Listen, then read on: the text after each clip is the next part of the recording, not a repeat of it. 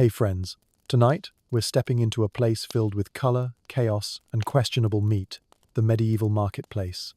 Forget everything you know about charming little farmers' markets with fresh bread and polite prices. This one smells like regret and spoiled goat fat. It sounds like shouting, coughing, and chickens that may or may not be possessed. And if you're lucky, you'll leave with at least 2 of your belongings. This is not a tour, it's survival. But don't worry, you're not there alone. I'll be right here, quietly guiding you through the noise and the smells, one pickpocket at a time. So, before we begin, take a moment to like the video and subscribe, but only if you genuinely enjoy falling asleep to the sound of historical suffering. And let me know in the comments where you're listening from and what time it is for you. It's always comforting to know we're all wandering through history together, one absurd fact at a time. Now, if you're cozy in bed, maybe dim the lights, grab some water, and turn on that soft fan hum, you'll need something soothing. Because where we're going tonight, things are sticky, sweaty, and suspicious. Ready? Deep breath in. Hopefully not through your nose. And let's take a stroll through a world where soap was optional. Shouting was currency, and your wallet never made it home. Let's begin. Let's begin with the smell. Not the romanticized scent of baked bread, fresh herbs, or warm cinnamon tarts. No, this isn't that kind of market. You've stepped into a medieval fair, and it smells like human history, forgot deodorant. There's the undeniable base layer, sweat, old sweat, new sweat. The layered sweat of thousands of people who haven't bathed in weeks, because bathing was considered suspicious, unnecessary, or possibly dangerous. Add to that the ripe aroma of animals, horses, goats, chickens, and one incredibly flatulent ox that's been standing in the sun too long. Then you've got the food stalls. Imagine fish that's been sitting on a wooden cart since sunrise, roasting slowly in the heat, next to a vat of animal fat bubbling on an open fire. Some of it might be goat, some might be rat. All of it is cooked in grease that's been reused so many times it's now mostly memory and flies. There are onions, lots of onions. They're one of the few vegetables that actually survive medieval logistics, and they're being chopped by a vendor with extremely dirty hands who's been coughing into his sleeve between sales. That cough? Might be the flu, might be the plague. No one's really sure. Now look down. The ground is mud, if you're lucky. More often, it's a sticky blend of animal droppings, spilled ale, crushed fruit, and whatever someone vomited after trying the local delicacy, a mystery meat pie with a suspicious tail poking out. Oh, and the breeze doesn't help. Every time the wind shifts, you get a new sampling platter for your nose. Rotting cabbage, dung, burnt cheese, and somewhere in the distance, the unmistakable waft of chamber pot runoff. That's right, waste disposal? Not really a thing. Alleyways behind market stalls double as both storage and spontaneous latrines. But the worst part? No one else seems to notice. They're just living in it, laughing, yelling, haggling, as if this isn't the nasal equivalent of medieval warfare. You, a modern human with access to soap and ventilation, are already lightheaded, and we haven't even talked about the noise yet. But we'll get to that. For now, try breathing through your mouth. Not that it's much better. The air tastes like heat and regret. Back to the market itself. You might be imagining something organized. Rows of clean stalls, friendly vendors, maybe a bard strumming a lute nearby, while children skip around in flower crowns. Erase that thought. This is barely contained chaos. Stalls aren't arranged in rows. They're jammed together at odd angles, spilling into each other. Some are just barrels with cloth over them. Some are blankets on the ground, covered in jars of something. No signs, no prices. If you want to know what something is, you have to ask, and then hope the seller isn't lying, joking, or selling you something stolen. And they're not politely inviting you to browse. They're shouting, loudly, in your face. Some are even grabbing your arm. Buy this. Fresh goat meat. Best knife in town. Cure for baldness. Guaranteed. One guy is holding up what might be a dead bird, or possibly dinner. He insists it's magical. It probably isn't. You try to move away, but there's no real path. Just a human soup, all elbowing, pushing, bumping into each other. Someone's baby is screaming nearby. A dog is barking at your feet. A woman is yelling at a fishmonger. A fight breaks out over an apple. It's unclear who started it or why. It ends in laughter, and someone loses a tooth. It might have been yours. But you keep walking, because what else can you do? Eventually, you pass a man selling what he claims is holy water in reused wine bottles. It smells like vinegar and desperation.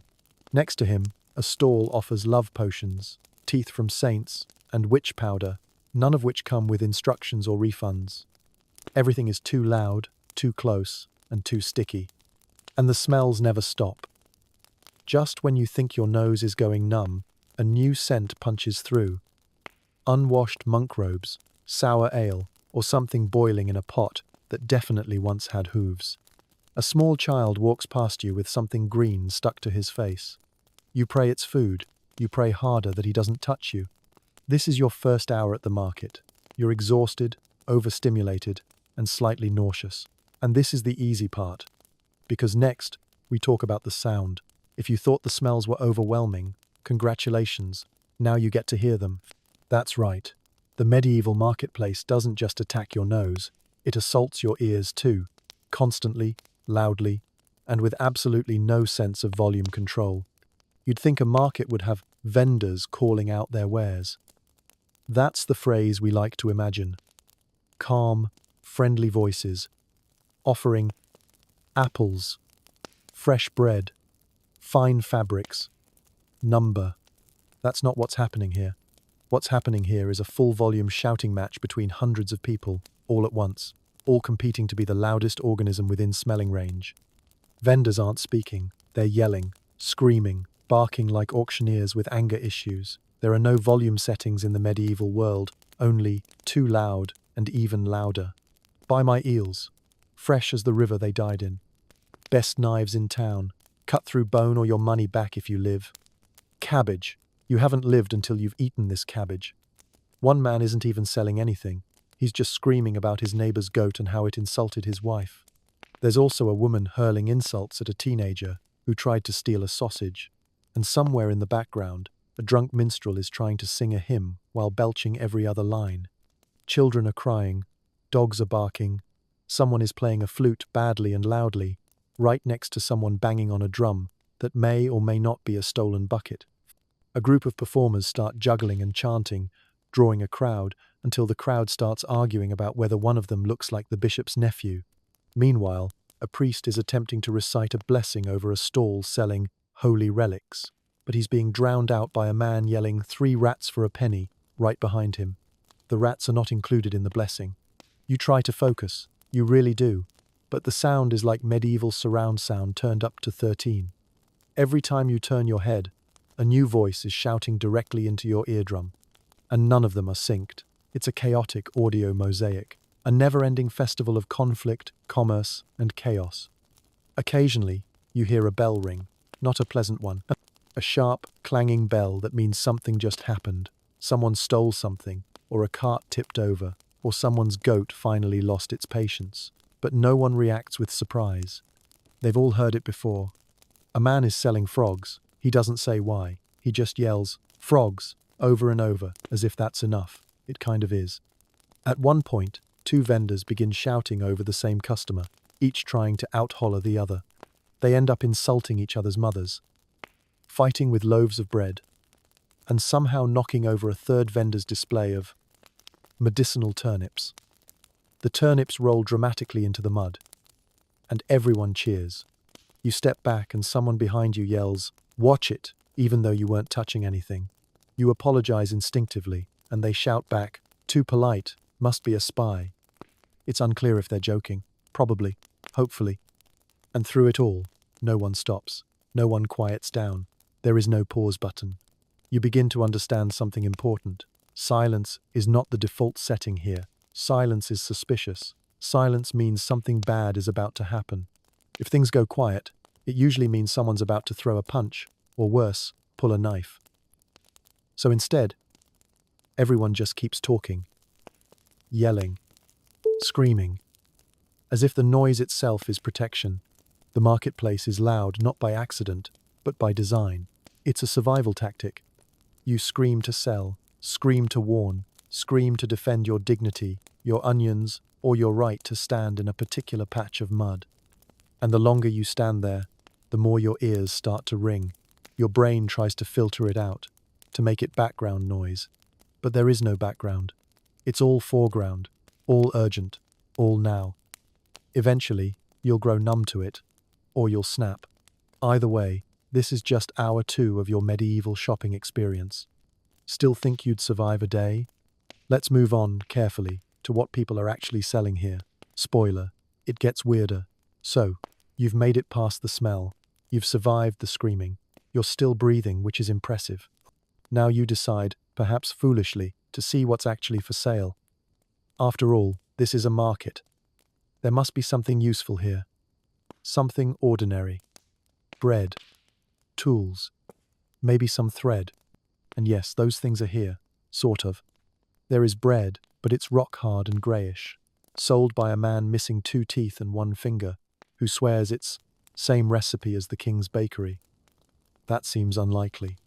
There are tools, mostly rusted or questionably sharp, displayed on a blanket that smells like mildew and goat. There is thread, in colours that don't exist in nature, mostly because they were dyed using secret herbs that may or may not cause rashes. But that's just the beginning. Because the medieval marketplace isn't limited to essentials, it is also the birthplace of everything you didn't ask for and now deeply regret seeing. Take, for example, the man selling magic pebbles. They're just rocks, actual, regular rocks. He insists they keep away demons. He also insists you don't touch them without paying, because they're charged with holy force. The only force here is marketing. Then there's the cart of taxidermy animals. Some of them might be real, others look improvised. Is that a squirrel with chicken legs?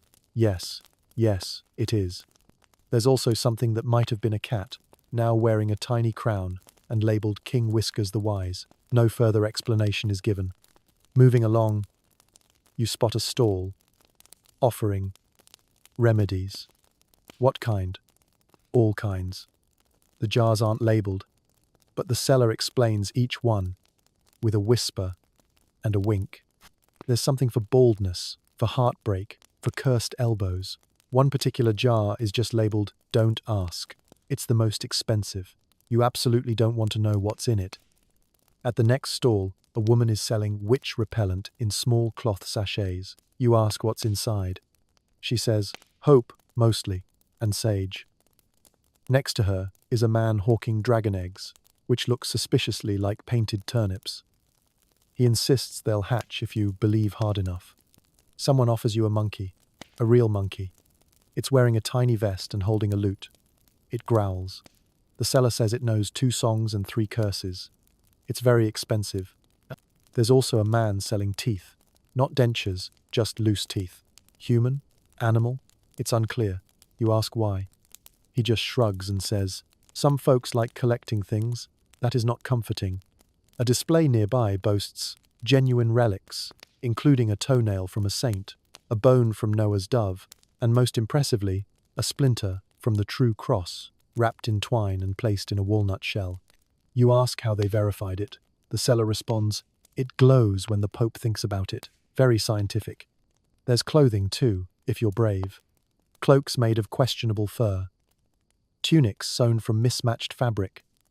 One table offers a pair of enchanted boots that promise to make you lighter on your feet. They're just sandals, heavy sandals. One is missing a strap.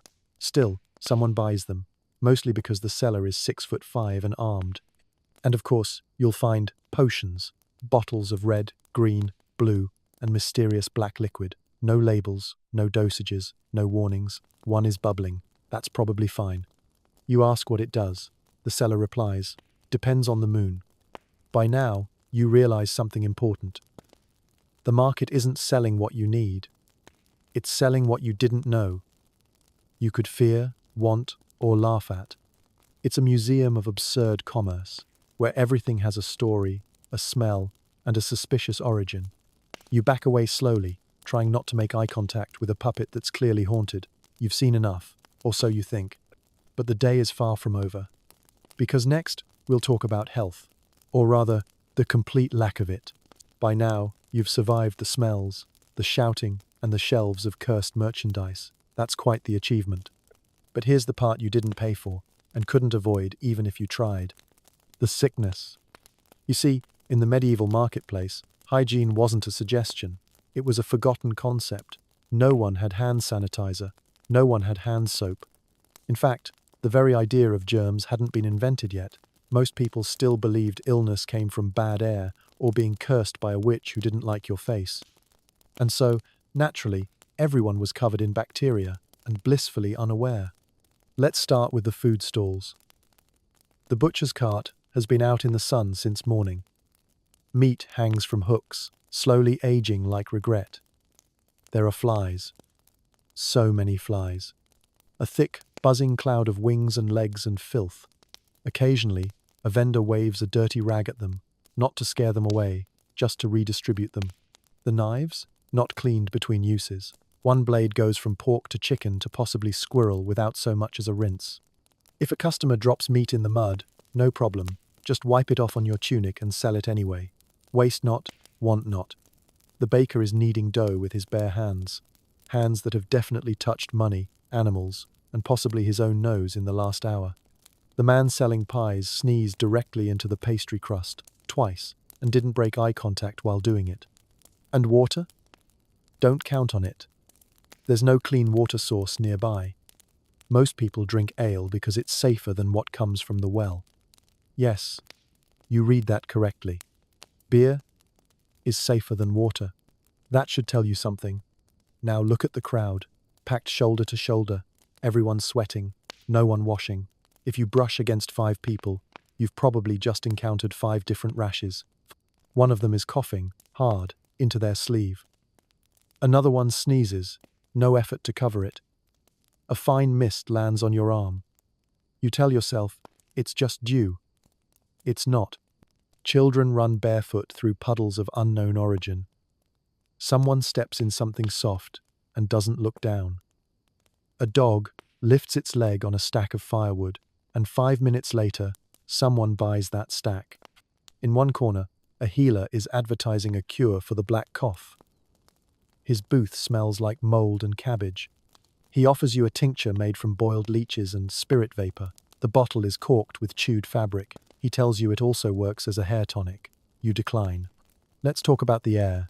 It's thick, heavy, moist with the collective exhale of hundreds of unwashed humans and livestock. There's a scent of rot that clings to your clothes. A mixture of mildew, dried blood, and something you can only describe as wet wool despair. Every time the wind shifts, you catch another layer of it. But the worst part? It's all normal. No one reacts. No one comments. This is just what the market smells like. What the town smells like. What life smells like.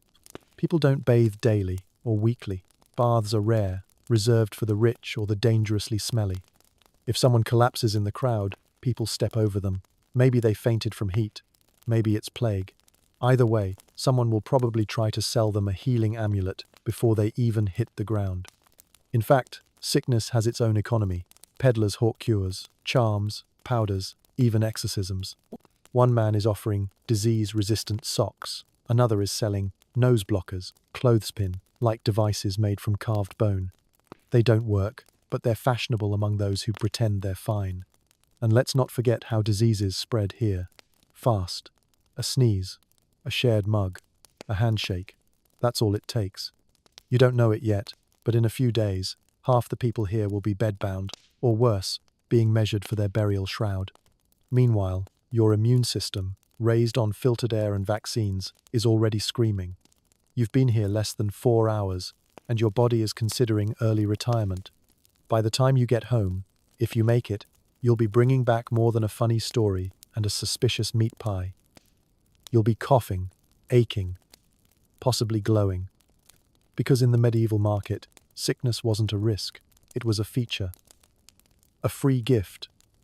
A limited time plague experience, now with extra phlegm.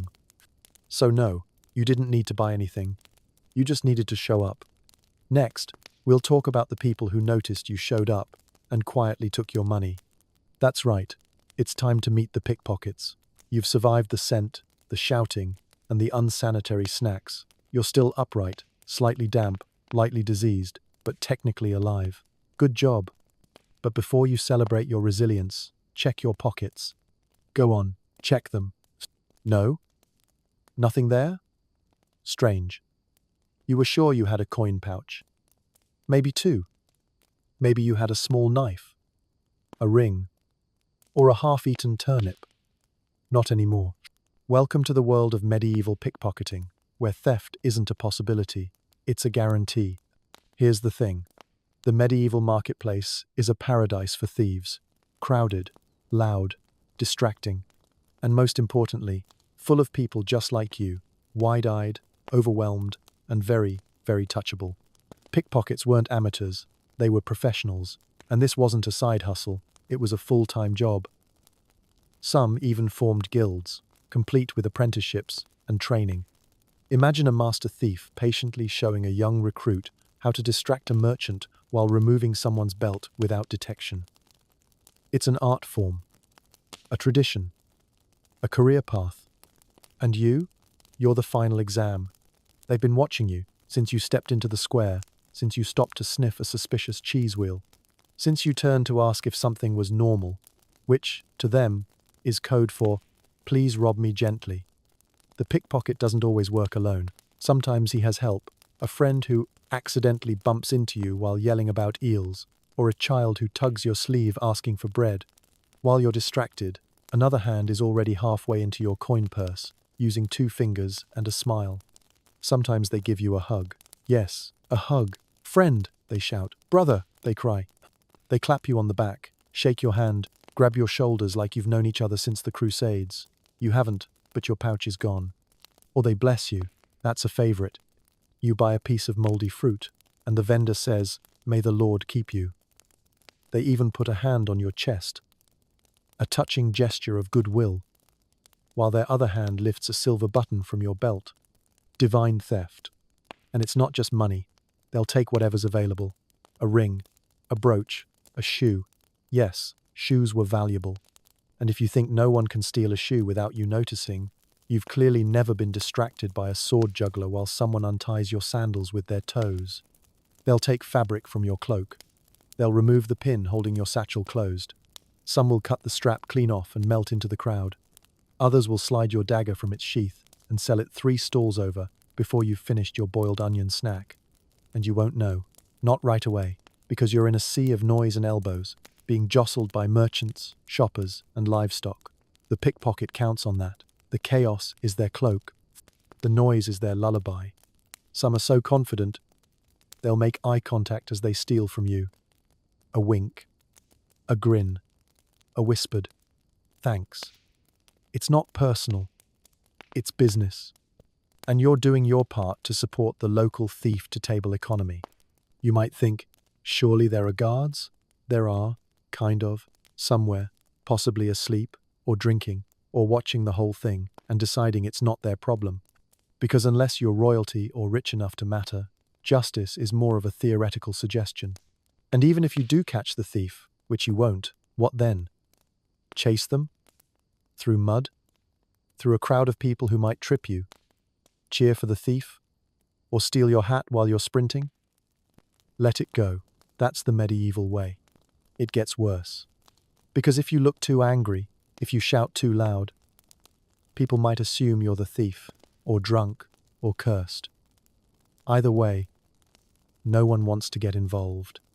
You'll just be the weird foreigner yelling about honor and law, while the crowd collectively shrugs in 14 different dialects. So you do the only thing you can, accept it. You've been robbed. Elegantly. Efficiently. Almost artistically. You weren't just a target, you were a muse. A donation. A walking purse with legs. The pickpockets of the medieval market didn't need force, they had finesse. And you, brave visitor, just funded someone's dinner. Hope it was good. Next, we explore what happens when commerce and religion share a tent, and both want your money. You've lost your money, your sense of smell, and perhaps a bit of your dignity, but don't worry, there's still hope, or at least the illusion of it. Because here in the medieval market, salvation isn't just a spiritual concept, it's a business model. Welcome to the Holy Corner, the place where faith and commerce hold hands, share a flask of blessed wine, and politely rob you together. It begins subtly, a soft chant, a small crowd, a man in a faded robe standing behind a table covered in bones. Human bones? Animal bones? One suspiciously shaped stick? Who knows? What matters is that he's telling you they're holy. This one, he says, lifting a curved fragment, is the finger of St. Giles. He holds it like it's priceless. It's definitely a chicken bone. Maybe duck. He doesn't blink. You nod, unsure. He offers a discount. Next to him, a young woman sells healing water, scooped from a well near an abbey that may or may not exist. The bottle is cloudy. The label is peeling. She assures you it can cure warts, loneliness, and moral decay, especially if you drink it while praying, twice, counterclockwise. Another stall features small fabric squares. Pieces of the Virgin Mary's veil, the vendor claims. You hold one up to the light and see the faint outline of a laundry brand. Divine Threads. It reads. Heavenly indeed. Farther down, a table is covered in splinters. Long, short, jagged, smooth. From the true cross, the seller declares. You do the math. If every claimed splinter came from the same crucifix, that cross was roughly the size of a cathedral. You consider saying something, but then you remember the last time you questioned a relic, and a monk tried to hit you with a censer, so you stay quiet. There's more. A man sells angel feathers, clearly taken from a chicken, and dipped in silver paint. He winks as you inspect one. They glow in the presence of sin, he says. They don't. You hold one. It doesn't glow. He leans in. You must be very pure. He smiles. You buy two. You don't know why. Someone's shouting nearby. You turn and see a preacher standing on a barrel, holding a burning candle. Repent, he yells, or at least donate. He passes around a box labeled Donations for Heaven, though you're fairly sure it funds his tavern bill. Still, people drop coins in. It's tradition, or fear. A smaller stall nearby has charms, bronze, bone, and beads, love charms, wealth charms, one labeled Protection from Goats. You don't ask. Another offers dream interpretation scrolls. For a small fee, a robed man will listen to your dream and translate it into medieval Latin, which he admits he barely speaks. There's a man selling indulgences, actual pieces of parchment declaring your sins pre-forgiven, signed by someone vaguely church-related. This one covers theft and gluttony, he says, holding up a slightly greasy scroll. This one covers envy and unkind thoughts about the bishop. You consider buying both, just in case. It's a strange experience. Everyone here believes, or pretends to. Some are sincere. Many are opportunists. Most are both. Because in this world, belief is currency. If you can sell hope, you're never out of business. And customers? Oh, they come willingly. The sick, the poor, the superstitious, the guilty, all desperate for comfort, healing, or just the feeling that someone, somewhere, might be watching over them and taking bribes. Religion, here, isn't just practiced, it's performed, for a price. And the market welcomes it, encourages it, because it knows what you really came for. Not just turnips, not just salted meat, but something bigger, a cure, a sign, a guarantee. And so you pay. You buy a charm, you sip the holy water, you pocket the feather, just in case. Because maybe, just maybe, it's real. And if it's not, at least you tried. Besides, it's not like you can return it. Heaven doesn't do refunds. Next, we turn to the entertainment, the music, the performers, the public executions. Because what's a good market without a little mortal danger and juggling? So you've bought some questionable holy water, lost your money, possibly your shoe, and maybe a little faith in humanity. What's next? Entertainment, of course.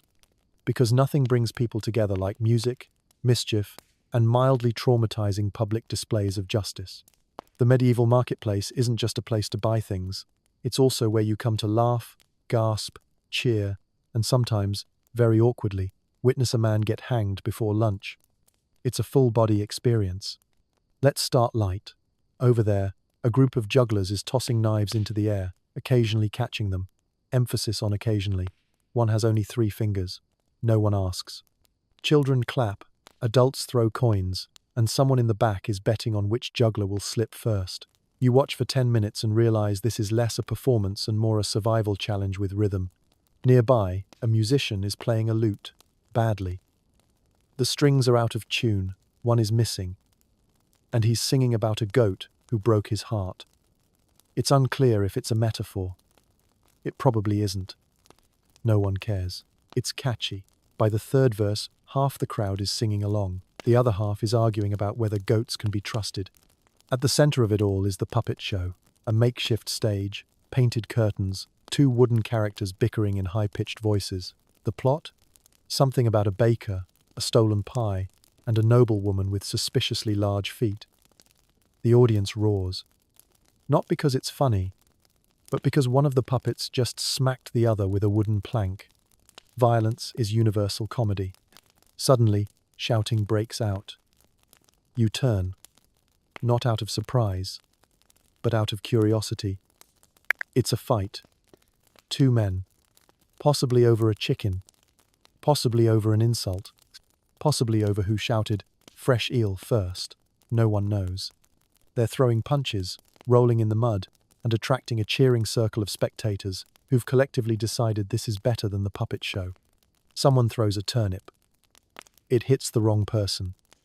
Now 3 people are fighting. A dog joins. No one knows whose dog it is, but it's enthusiastic. Eventually, a guard strolls over, breaks it up by hitting someone with the flat of his sword, and mutters something about entertainment taxes. But that's not even the main act. Because today, lucky you, there's an execution scheduled. You hear the bell first, then the murmurs, then the cart rolling down the street, carrying a man tied and pale, surrounded by guards who look tired and slightly hungover. No one panics. This is routine. The platform has been set. A crowd gathers, children on shoulders, vendors hawking sweet cakes and roasted nuts. Because why not enjoy a snack while watching someone face the consequences of stealing a bishop's spoon? The accused is paraded onto the stage. Charges are read.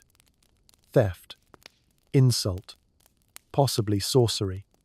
The list is long. The accused looks unimpressed.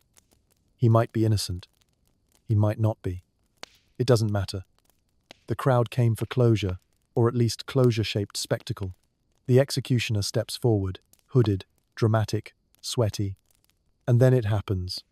A swing, a gasp, a moment of silence, followed by applause.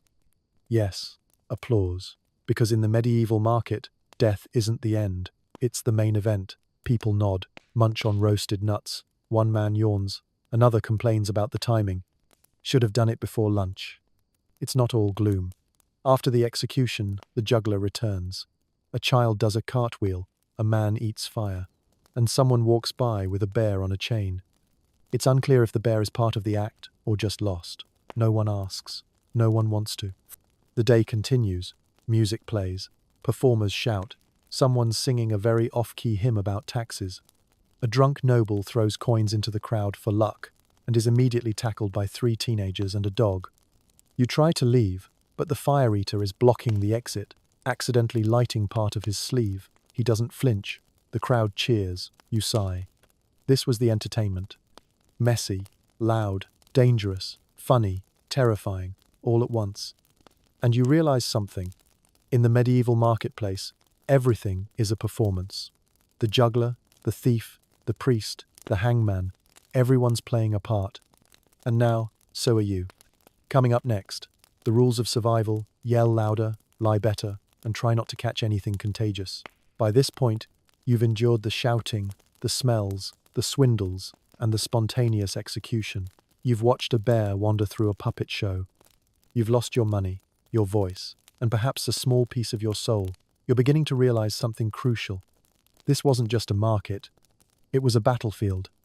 And only one kind of person thrived here: the loudest, slickest, and least symptomatic. Because in the medieval marketplace, survival wasn't about strength. It wasn't about purity, or piety, or bloodline. It was about noise, nerve, and not dying before sunset. Let's start with volume. The louder you were, the more real you became. If you whispered, you vanished. If you mumbled, you were ignored. But if you shouted, if you barked your wares like a prophet on fire, then you existed. Vendors who thrived didn't sell better goods. They just drowned out their neighbors. A man with moldy pears could outsell a fresh fruit farmer just by yelling, "Blessed pears for the soul!" every 11 seconds. And customers? Same rule. Want a fair price? Yell. Want someone to stop pushing you? Yell louder. The whole market runs on decibels and desperation. Next, lies. The most successful people here? Liars. But not crude ones, not obvious ones. These were artists, poets of deception. The pie seller whose goods are definitely filled with pigeon, not rat? Liar. But charming. The relic vendor offering the toenail of Saint Clement? Liar. But confident. The man selling invisible socks blessed by monks? Delusional, but persuasive. Truth was flexible. Facts were optional. If you could say something with enough conviction and shout it fast enough, someone would believe you, and that someone would pay. Even the preachers got in on it. "Repent, and you shall be healed," one cries. Meanwhile, he pockets coins and coughs into a rag. You start to suspect he's repenting loudly to distract from the plague boils on his neck. Ah yes, the plague. It's the final boss of the medieval marketplace. And the most terrifying part? You don't see it. You just feel it. Lurking. Behind the coughs. The fevers. The man slumped against the cabbage cart who hasn't blinked in a while. It travels quietly, like a rumor, like bad breath in a tight crowd. One moment, you're haggling over radishes. The next, your fingernails are black and you're bleeding from your eyes. Surprise. You'd think people would panic. They don't. They've lived through worse. Probably. They keep selling, keep shouting, keep pushing their miracle cures and goat-based medicine like nothing's wrong. Because what else can they do? The winners here, the true survivors, have one thing in common. Adaptability. They pivot. They smile. They lie convincingly, yell consistently, and wash. Never. A man selling death-proof soup insists he drank it last month and hasn't died once. He looks like he's already halfway into the afterlife, but people still buy it. Hope, after all, is contagious too. Another offers plague-begone incense. It smells like despair and old socks, but it's popular. Someone sneezes nearby, and 3 people light their bundles at once. Smoke fills the air. Coughing increases. No one connects the dots. And yet, somehow, people survive. They keep coming back. Week after week. Selling. Shouting. Stealing. Smiling. They are the roaches of civilization. Impossible to kill. Slightly horrifying. Strangely admirable. You, on the other hand, are ready to collapse. Your feet hurt. Your cloak smells like eel and regret. Your coin pouch is empty. Your immune system has filed for divorce. And still, the market pulses around you. Laughter, arguing, singing, commerce, chaos. It never ends, because it can't. Because this market, for all its filth and fury, is life. Raw, loud, unfiltered, unforgiving. And maybe that's the point. Maybe the real winner isn't the one with the most money or the fanciest hat. It's the one still standing at the end of the day. Slightly bruised, slightly robbed, slightly diseased, but alive. So you limp home, with a cursed amulet, half a turnip, and the vague suspicion that someone stole your belt. Congratulations. You survived your first, and probably last, medieval market day. Barely. So now, you've seen it all. You've wandered through a medieval market where the air is thick with smoke, sweat, and something no one can quite identify. You've heard the shouting, not singing, not pleasant sales pitches, but full-throated declarations of fish, firewood, and fury. You've watched a man juggle knives, another wrestle a goose, and one unfortunate soul lose a shoe, a coin purse, and possibly his faith in humanity, all within an hour. You've been blessed, cursed, mildly blessed again, and possibly hexed by a toothless woman selling saint water from a cracked jar. You've accidentally watched a public execution between puppet shows and pie stalls. You were sneezed on 5 times and pickpocketed twice. Your prize for surviving: one suspicious turnip, a broken amulet, and the vague sense that your cloak is no longer your own. And through it all, you realized the truth. You wouldn't last a day here. Not because you're weak, but because this place wasn't made for softness. It was made for survival. Raw, loud, clever survival.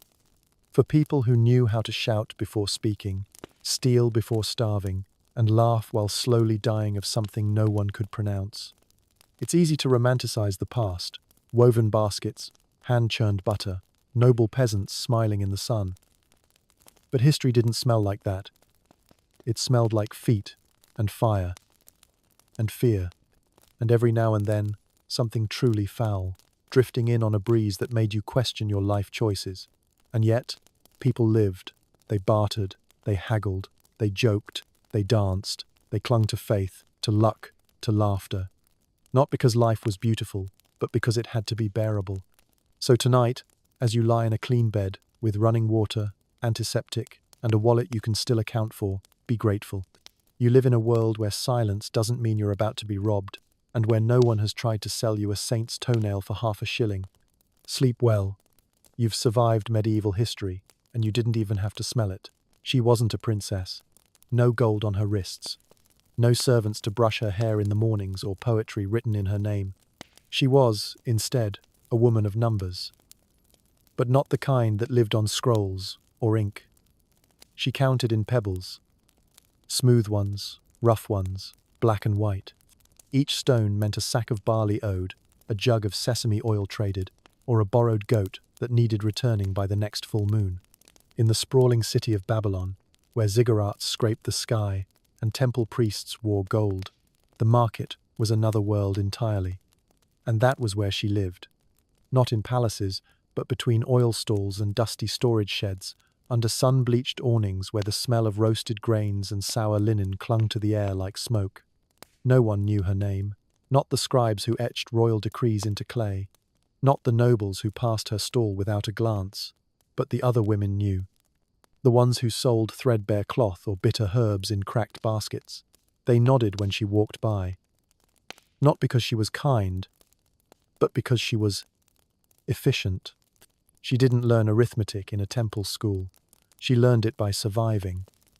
1 pebble meant a man owed her 1 jar of lentils. 2 pebbles meant she owed him 2 weeks of silence about a missing cartload of dried figs. 4 black ones? That meant trouble. She didn't need abacuses or styluses. Just a bag of stones tied to her belt and a memory like the city wall, broad, old, and hard to break through. Some nights, when the wind howled down from the north and the market was closed, she'd count the stones again, making sure no one was forgotten. Debt, in Babylon, wasn't just about fairness. It was about survival. A missed payment could mean a lawsuit, or worse, temple censure or lashes in the square. And if you were a woman, the stakes were even higher. People assumed you didn't understand silver rates or weight measures. They thought your mind was soft, like linen soaked too long in water. She let them think that. She smiled politely and corrected their math. She couldn't read cuneiform, but she could read men. She knew who haggled for sport and who pretended not to understand conversion rates between barley and bronze. She knew who would cheat her and who would try and fail. She didn't dream of palaces. She dreamed of clean ledgers, of customers who paid on time, of not having to sleep with her hand on her bag of stones. And maybe, just maybe, she dreamed that one day someone would carve her name into a clay tablet, not because she married a king, but because she balanced every deal, remembered every debt, and never lost a single pebble. Not a princess, not a legend, just a woman who knew the weight of things. And that was enough. Babylon sparkled, or so the stories said. Towering ziggurats rose like stairways to the gods, glazed in blue tiles that shimmered under the desert sun. The Ishtar Gate, with its lions and bulls carved in golden brick, stood like a promise of divine protection. And yet, beneath the splendor, behind every stone lion and incense-soaked temple, was a city built on rules, unforgiving ones. In Babylon, a crooked scale was more dangerous than a thief. A missed tax payment could unravel your entire life. And selling spoiled grain? That might earn you a public whipping or the loss of your entire stall. Justice wasn't blind. It was precise, inscribed in stone, and it didn't care how hot the day was or how long you'd been on your feet. The Code of Hammurabi, a stone slab taller than a man, didn't mince words. Cheat in business? Lose a hand. Mismeasure silver? Lose your status. Accuse someone falsely? You might find yourself tossed into the Euphrates to see if the gods would bother saving you. It was all very fair, they said, but fairness didn't mean forgiveness. Even walking through the city took strategy. The wide roads were crowded with ox carts, debt collectors, and temple messengers shouting about moon feasts. If you were lucky, you'd only get brushed by someone's load of damp laundry. If you weren't, you might step into a pile of fish guts dumped by a vendor, too lazy or too angry to carry it farther. And then there were the markets. Loud, chaotic, tangled with smells both sacred and sour. Dried dates, fresh blood, sesame oil, goat sweat, honey. Everything was sold, everything was taxed, and everything was watched. The temple scribes took notes, the city guards wandered in pairs, and somewhere nearby, a priest was always watching with half-lidded eyes, measuring sin in silence. Babylon had beauty, but it was a beauty with sharp teeth. The kind that bit if you bowed too low or not low enough. Every prayer came with a transaction. Every favor required repayment. And the gods themselves, they said, weren't above demanding interest. If you were a woman, you had to be even smarter. The law might allow you to own property or run a business, but it also allowed your husband, brother, or son to challenge your decisions in court. A single word from a male relative could undo everything. A quiet nod from a tax officer could change your status from merchant to criminal. And yet the city endured. Its bricks outlived its kings. Its canals carried trade and sewage side by side. Its gods shifted with the rulers, but never left.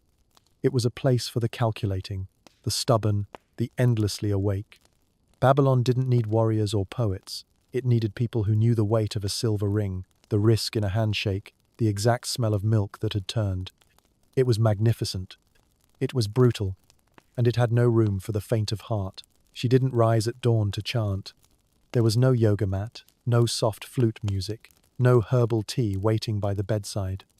Instead, there was a bucket of cold well water, a heavy oil jug needing inspection, and a goat that had escaped its pen. Again. Morning came early in Babylon. Before the temple bells rang, before the priests offered incense to the gods, before the scribes dipped their styluses into wet clay, she was already working. She splashed her face with the icy water, eyes still half closed, breath catching from the chill. No time to complain. The sesame oil had to be filtered before the heat rose. Thick, golden, and slightly bitter, it sat in wide ceramic jars lined along the courtyard. Dust floated over the lids. She brushed it off with the edge of her sleeve, lifted one jar slowly, then tilted it with care. A single slip, and she'd spill half a day's earnings into the dirt. Next came the counting. Not of coins, those were rare, but of livestock. 1 cow, 2 goats, 4 chickens. She'd memorized their faces, their moods. That brown calf with the limp had a tendency to wander. The older hen always tried to peck her wrist. Then she checked her tally stones. Last night's earnings, 3 black pebbles, 1 smooth white one, a chipped grey. That meant oil sold, 1 sack of lentils traded, and a future debt still unsettled. She slipped the stones into her pouch. Her fingers moved without thought, habit born of years. Her hair stayed tied back in a simple knot. Her sandals were stiff from wear. Her dress smelled faintly of ash and sesame, an accidental perfume, earned honestly. Breakfast? If there was any, it was leftover grain soaked in goat milk, eaten quickly with one eye on the horizon. The market opened just after sunrise, and she had to arrive before the men claimed the best spots. They had bigger carts, louder voices, but she had speed and memory. She gathered her wares, a small batch of dried figs, a pot of oil, 3 cloth rolls, and a single bronze pin someone might trade for something better. The items fit snugly in a straw basket slung over her back. And then, just before stepping outside, she paused, not to pray, exactly, but to whisper a mental list of who owed what, who lied yesterday, and who might need a discount if the tax collectors were watching. The streets were waking with her. Dogs barked from alleys. A vendor shouted about spoiled barley. Somewhere, a priest lit the morning fire. But her mind was already working, calculating margins, remembering old debts, watching shadows. This was no life of leisure.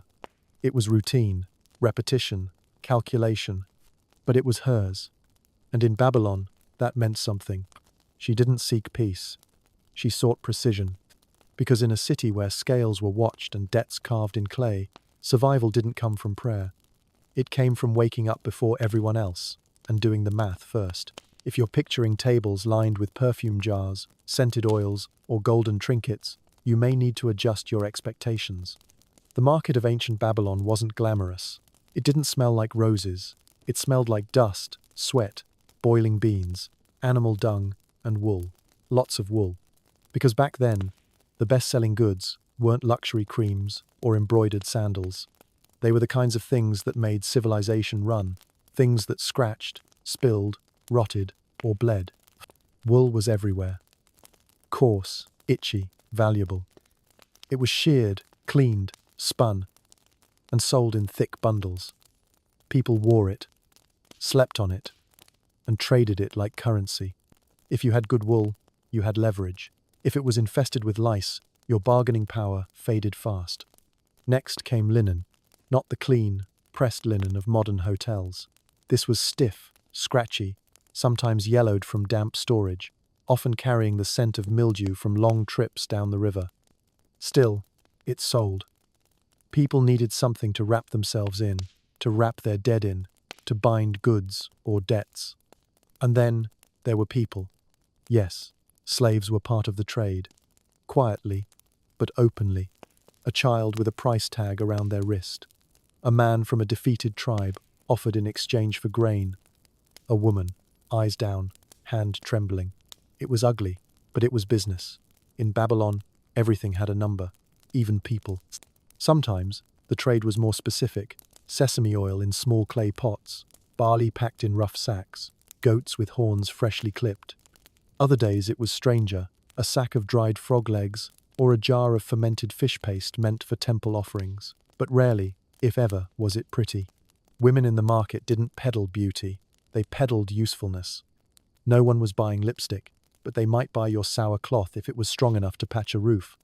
No one cared about perfume, but everyone wanted soap, rough chunks made from ash and fat, wrapped in palm leaves to keep the flies off.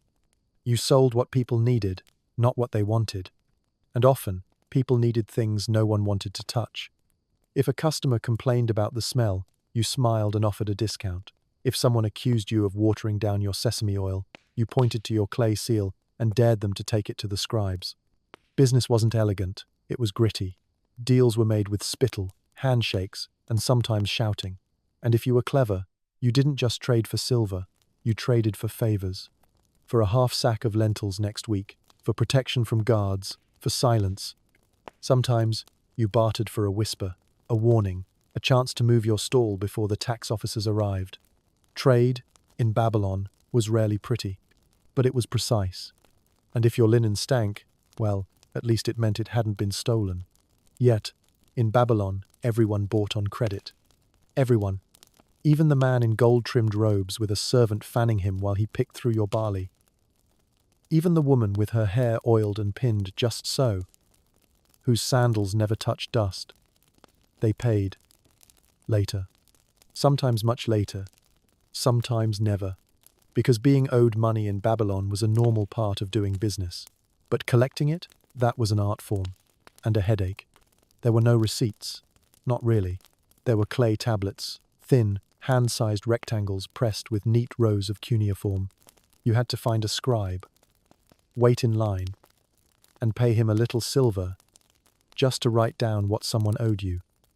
A name, a date, the goods exchanged, the value. The scribe would stamp it with his seal.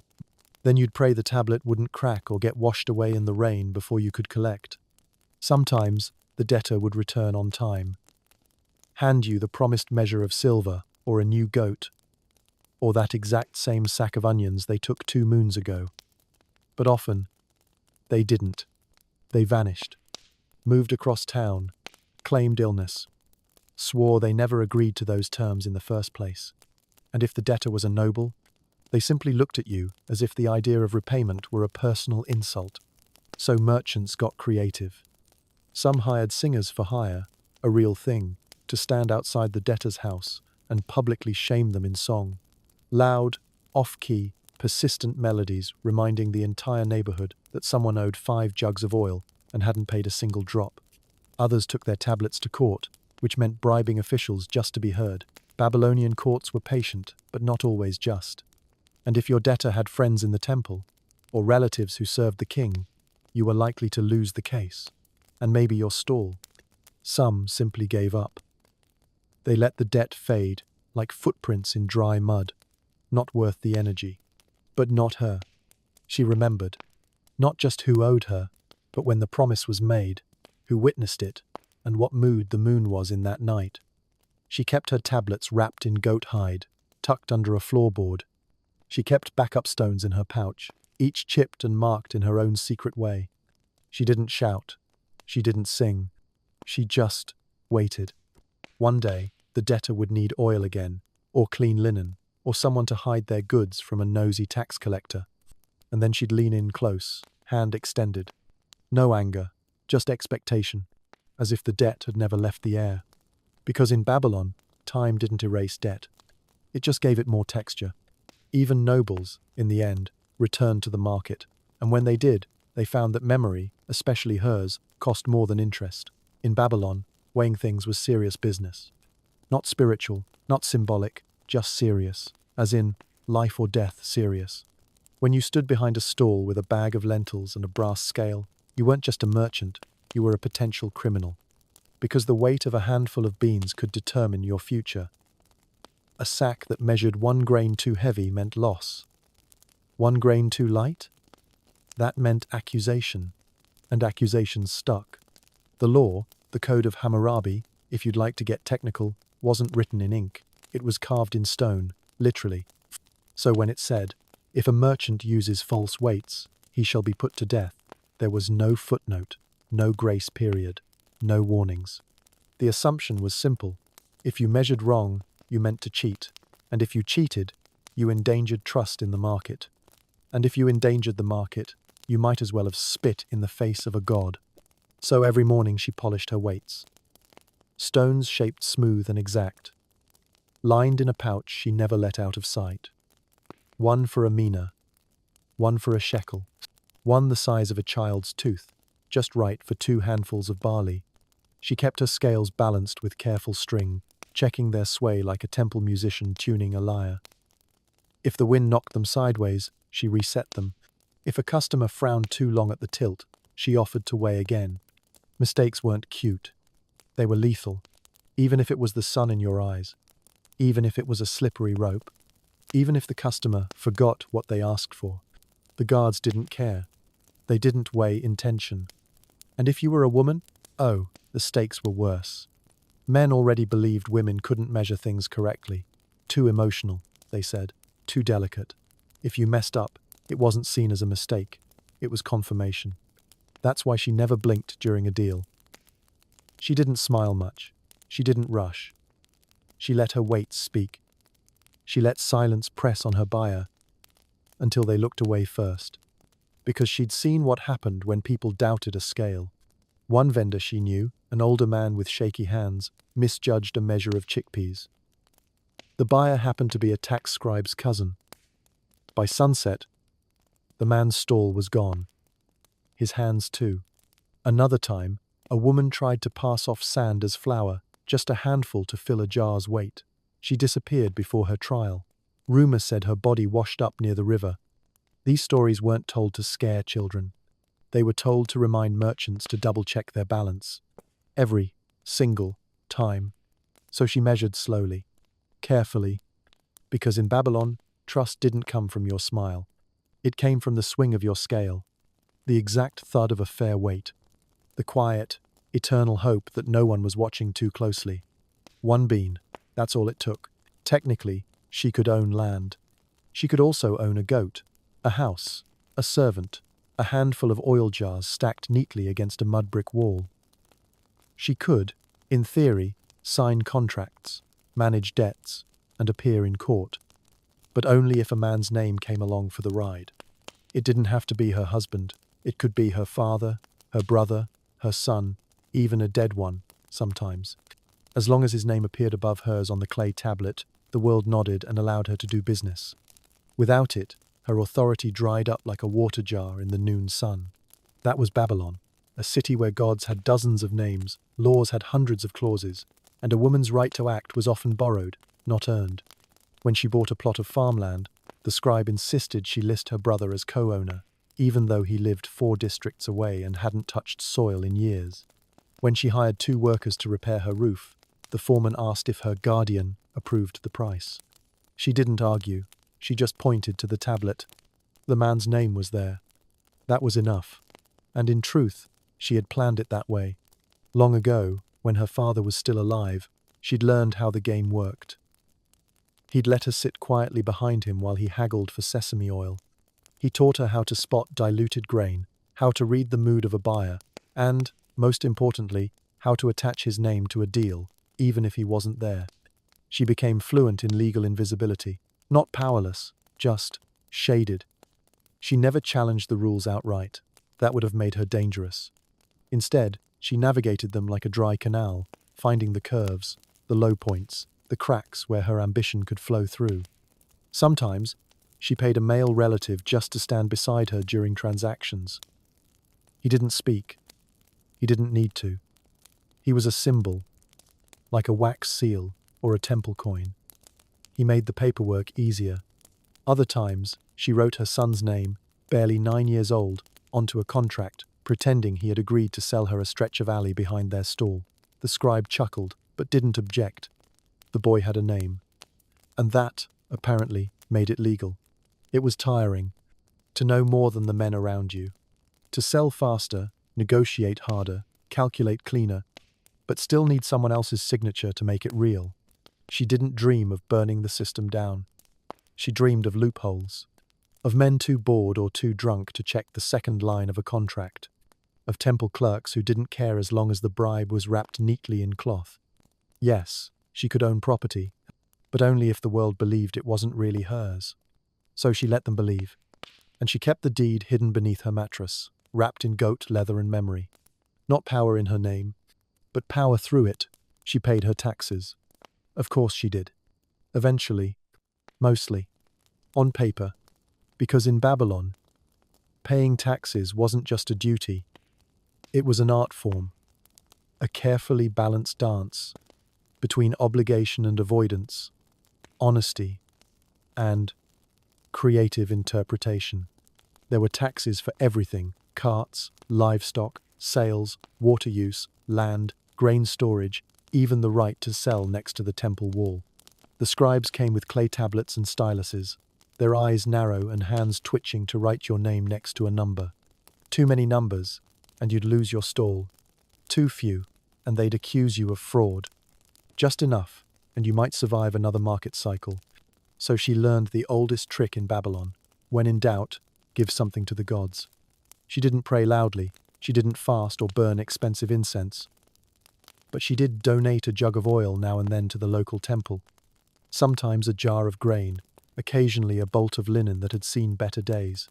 It wasn't bribery, it was devotion. And conveniently, donated goods were often exempt from taxes. Scribes were less likely to question your inventory if they saw a handful of barley tucked inside a temple storeroom, stamped with the name of Marduk or Ishtar. After all, you couldn't tax the gods. And once the gods owned something, it was untouchable, even by bureaucrats. Of course, the temple didn't keep everything. Some of it found its way back to market, quietly, in roundabout ways, but the records said what they needed to say. She also learned to describe her goods, creatively. A vat of sesame oil was listed as ceremonial cleansing fluid, a A sack of barley became grain reserved for ancestor rites, and when inspectors came around, she offered them cool water, a bit of shade, and a smile that said, "We both know what this is. Let's not make it harder." She wasn't the only one. Everyone did it. Rich merchants called it strategic declarations. She called it surviving.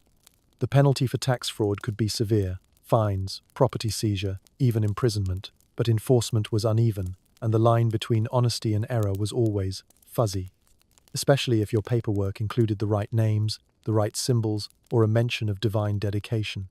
Sometimes, when things got tight, she'd light a small fire at dawn, offer a pinch of flour, and murmur a few words to Shamash, god of justice and the sun, not out of deep faith, though who knows. But just in case someone was watching, just in case the next scribe had a bad night or a bruised ego. In Babylon, gods were everywhere. On rooftops, in alleyways, in the mouths of priests and the hands of scribes. But they were also useful.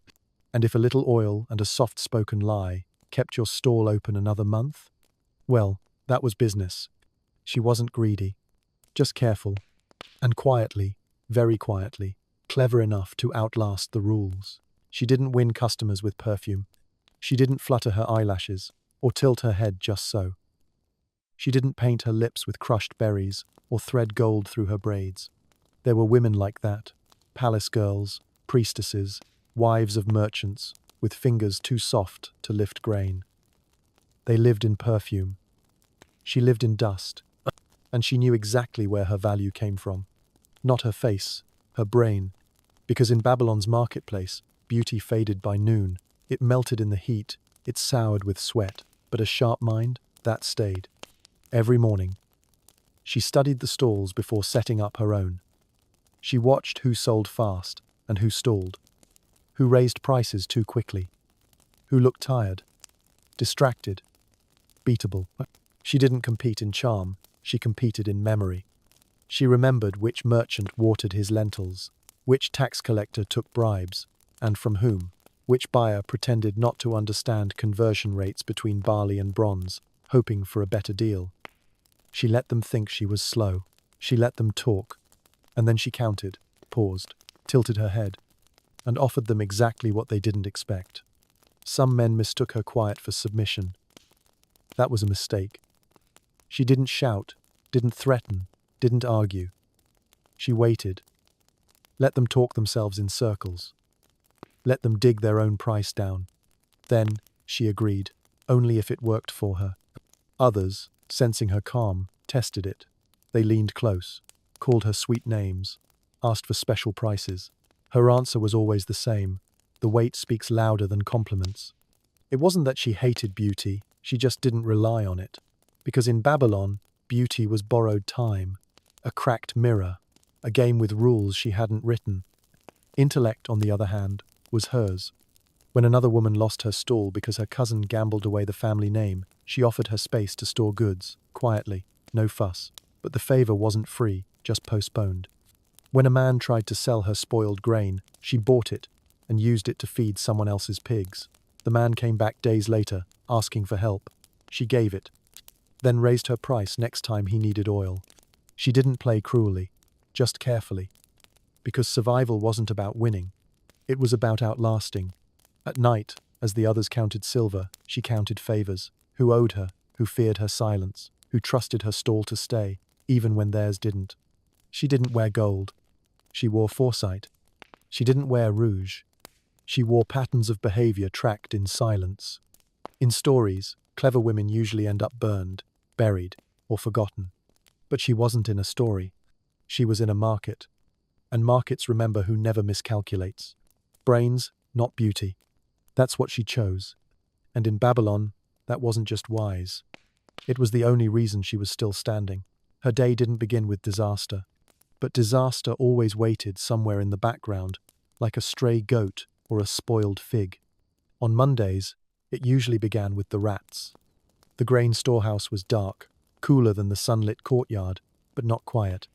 At night, it filled with scuttling sounds, tiny feet, sharp teeth, the occasional shriek when a rat slipped into a jar it couldn't escape. She swept the floor before dawn, listening for soft rustles behind the sacks. If the damage was light, she'd mutter a curse and move on.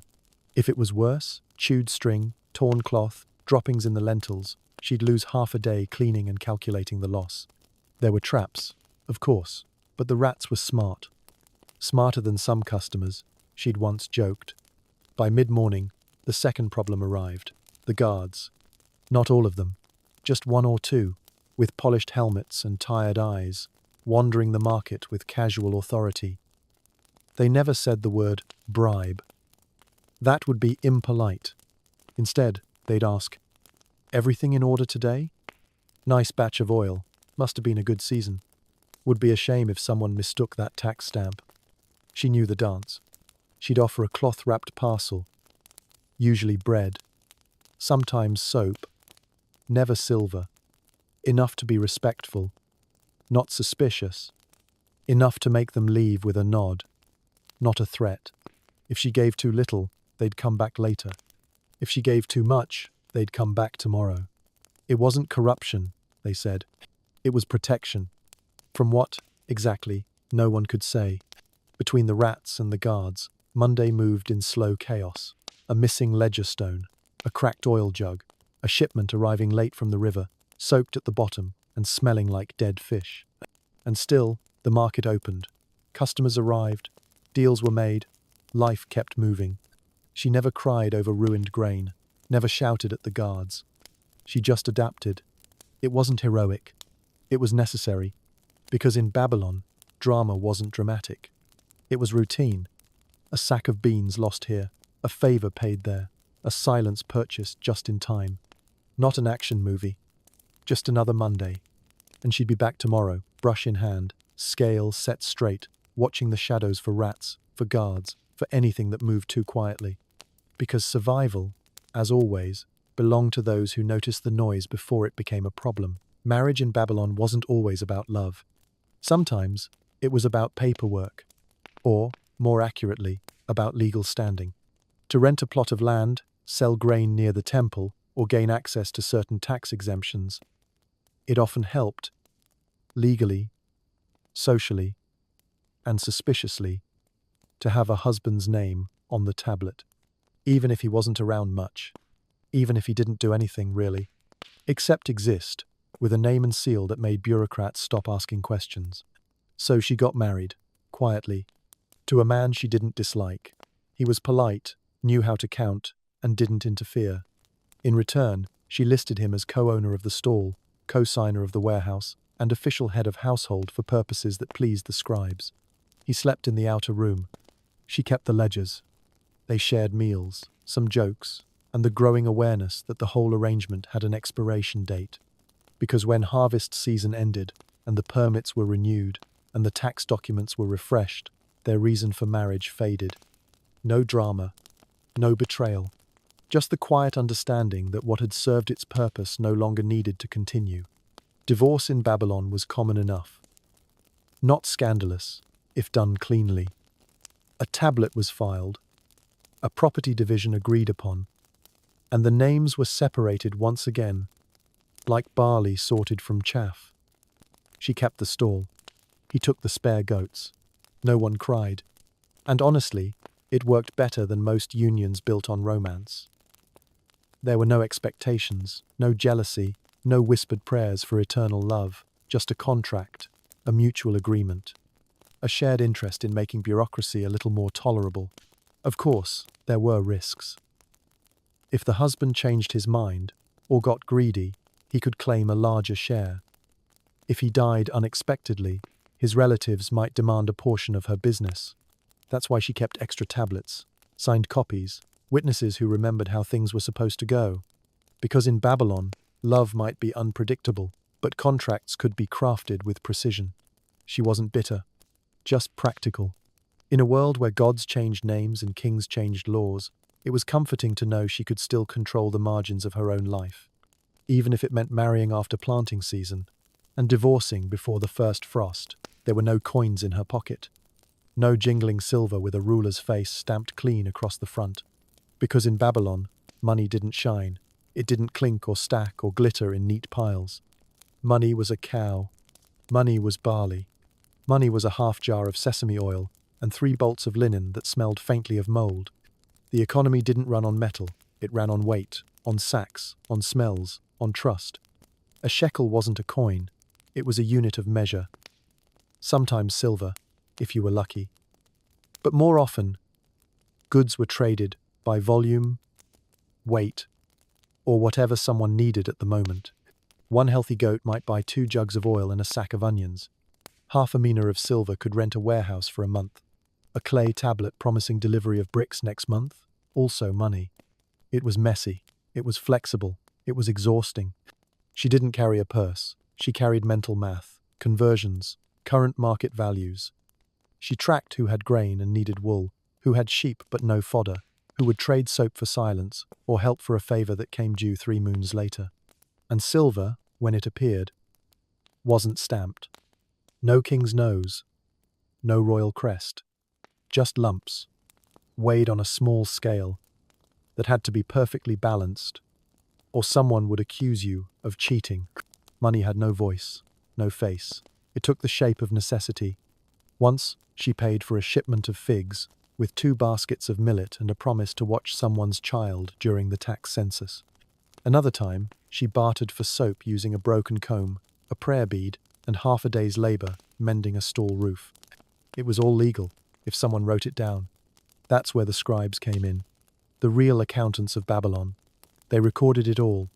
Trades, promises, weights, debts. Not on paper, but on clay.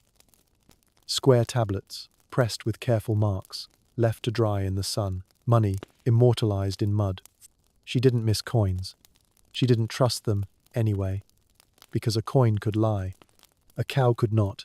She wasn't buried in gold. There were no murals of her life painted on stone walls, no pyramid rising over her bones, no songs written in her name. When she died, whenever that was, there was no procession, no flutes, maybe just a quiet breath from someone nearby, and the sound of a jug being set down too hard.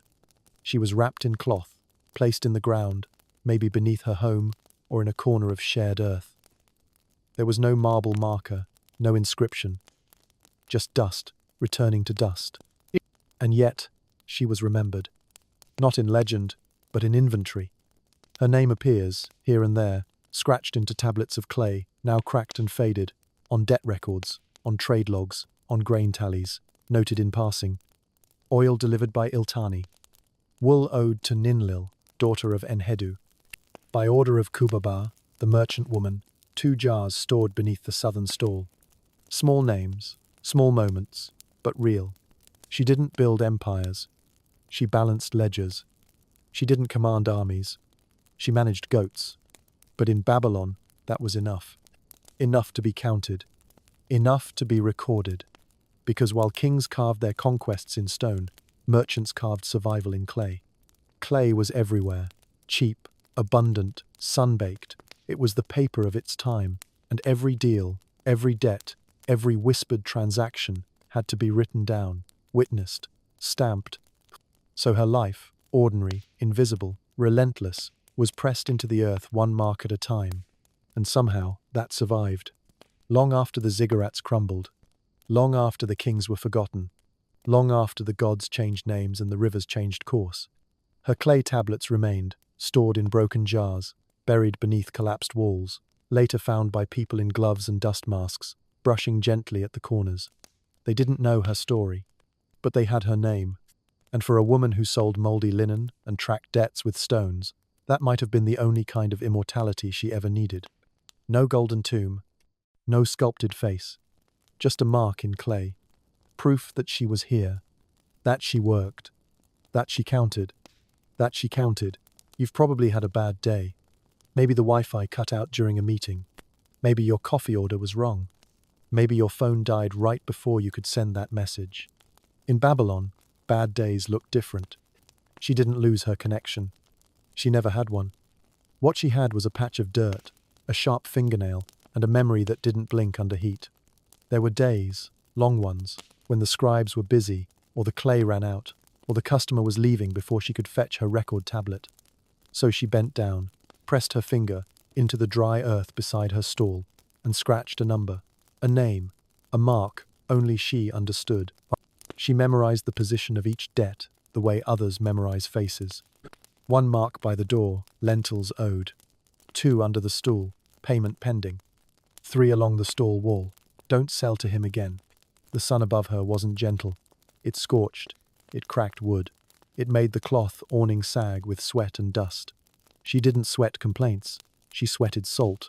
Her sleeves soaked through. Her hands blistered. And still, she tracked everything. Without signal, without sync, without storage. Her ledger was bone deep. Her backup was memory. And if a gust of wind erased her marks in the dirt, she redrew them. Patiently, quietly. Because in her world, forgetting meant failure. And failure didn't mean embarrassment. It meant going hungry. There were no digital notifications to remind her who owed what, no cloud backup if the records burned, no battery warning before night fell. Just one woman, a bag of stones, and enough mental storage to run a kingdom's worth of debt tracking. She didn't scroll. She scanned faces. She didn't click. She negotiated. And if the heat got too much, if the sun pounded her skull like a drum, and the clay on her lips dried to powder, she sat, not to rest, but to recheck her numbers, mentally, from the beginning, just to be sure. Some days, a jackal would pass through the alley. Some days, a guard would threaten fines.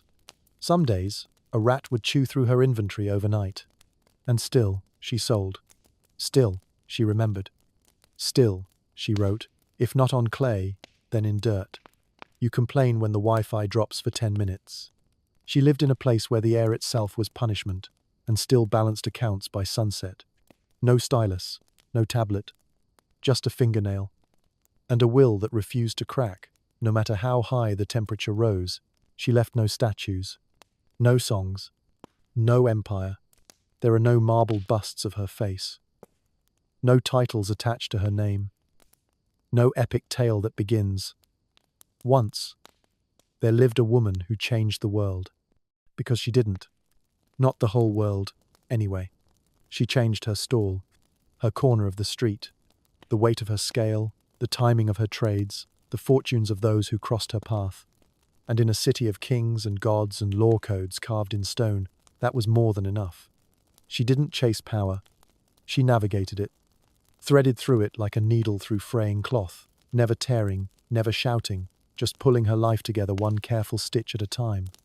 She lived among dust and debt and daily calculations. She bartered, she carried, she watched. She learned what could be said and what had to be implied, what could be traded and what must be remembered. Her story isn't glamorous. It doesn't shine. It doesn't end with triumph or tragedy. It just ends, quietly, like a jar being sealed for the day. But it matters, because it reminds us that history is not only made by warriors and kings, but by hands that knead dough, balance ledgers, hide spare grain, and wake before sunrise. By those who never seek the spotlight, but hold up entire societies by never dropping their end of the rope. She was one of them, and while no monument bears her name, the clay tablets do. Small inscriptions, quick notes, transactions and tallies that once seemed insignificant. But now, they are all we have. Proof that she was here. Proof that she worked. Proof that in a city of chaos and gods and changing laws, she carved out something solid, day by day, pebble by pebble. So next time you forget your password, lose your charger, groan about a spreadsheet, remember her, scratching numbers into dry earth with her fingernail. In the heat, in silence, and still getting it right. Because history doesn't always roar. Sometimes it whispers, and sometimes it whispers the name of a woman who knew how to weigh oil, count debts, dodge taxes, survive Mondays, and endure the world without asking it to notice her. Until now. In ancient Egypt, education wasn't something everyone had access to. It wasn't a right, like it is often considered today. It was a carefully guarded privilege, and not just for the elite, but for elite boys only. If you were born poor, born female, or born outside the priestly or bureaucratic classes, school was simply not part of your reality. Formal education was primarily reserved for the sons of priests, officials, and high-ranking scribes. These families had the wealth, time, and most importantly, connections to get their boys into a temple school. There was no such thing as public education.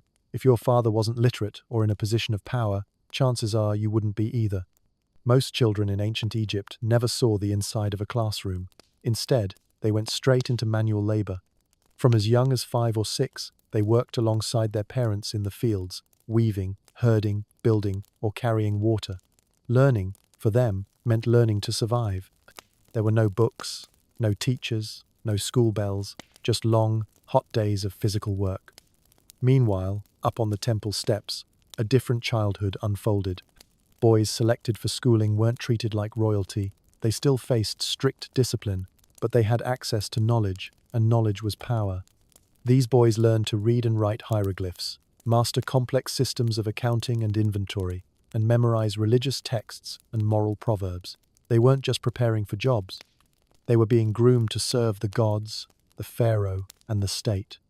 Girls, no matter how intelligent or curious, were almost entirely excluded from this world. There is little to no evidence of girls being formally educated in ancient Egypt. The few exceptions, royal daughters or female scribes, were just that, exceptions. Most girls learned at home, preparing for roles as wives, mothers, and caretakers. Their skills were passed down orally and through daily tasks, not ink and scrolls. To make matters more exclusive, education was closely tied to religion. Most schools were attached to temples, and teachers were often priests. So even if a lower-class boy showed promise, he was unlikely to get through the social barriers surrounding these sacred spaces. His school would be the workshop, the farm, or the brickyard. This created a tight educational elite, a small class of literate men who controlled the administration of the state, the management of food storage, land records, temple rituals, and law enforcement.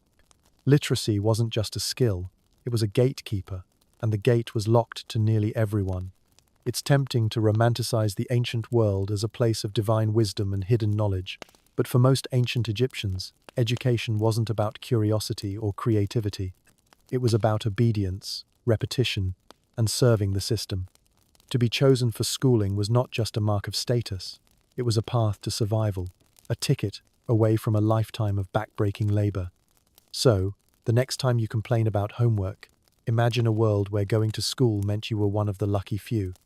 Not because school was fun, but because it meant you wouldn't have to carry stones in the sun for the rest of your life. In ancient Egypt, if you were lucky enough to attend school, you weren't walking into a cheerful building with chalkboards and colorful walls. You were walking into a temple, a space of ritual, silence, incense, and gods. That's right. Education happened inside the sacred heart of society, because the people teaching you weren't just instructors, they were priests. Temples weren't just religious centers, they were economic hubs, administrative offices, and cultural archives. They stored grain, kept records, organized labor, and conducted rituals that were believed to keep the universe in balance. In a way, they were the ancient equivalent of government offices, universities, and churches, all rolled into one. So it made sense that schools were located inside them. The goal of education wasn't personal growth. It wasn't follow your passion. It was to train scribes, men who could serve the gods, manage temple property, calculate offerings, copy prayers, and help run the kingdom. To do that, you needed to be immersed in the system from the beginning. That meant sitting in dim, quiet temple rooms, writing on pottery shards while chants echoed down the corridors. You might smell burning incense in the air while copying a hymn to Osiris. You might be doing math drills while priests nearby prepared for an animal sacrifice. Sacred and scholarly life were inseparable. And the education itself? Entirely practical, if practical means geared toward divine service. You learned how to write hieroglyphs, how to recite formal prayers, how to calculate taxes, measure fields, and obey the moral codes passed down through the generations. Everything had a purpose, and that purpose was order, both cosmic and political. This environment wasn't casual. It was intense, disciplined, and deeply symbolic. Students were expected to behave not just like learners, but like apprentice servants of the gods. The temple wasn't just where you studied, it was where you proved you were worthy to study at all. So, next time you feel like school is strict or serious, imagine being a 7-year-old boy, learning to write the name of a god while sitting cross-legged on a cold stone floor, in a room built to echo eternity. Because in ancient Egypt, to study was to serve. In ancient Egypt, notebooks didn't come in spiral-bound paper or smooth parchment. Instead, students practiced writing on the scraps and leftovers of daily life, broken pottery, slabs of stone, or wooden boards coated in plaster. These were the humble tools of the educated elite. The most common material was the ostracon, a fragment of a shattered clay pot. These pieces were everywhere and essentially free, making them perfect for practice. They were rough, curved, and far from comfortable to write on, but they got the job done.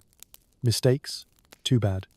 You either scraped off the ink or tossed the whole thing and started again, on another broken plate.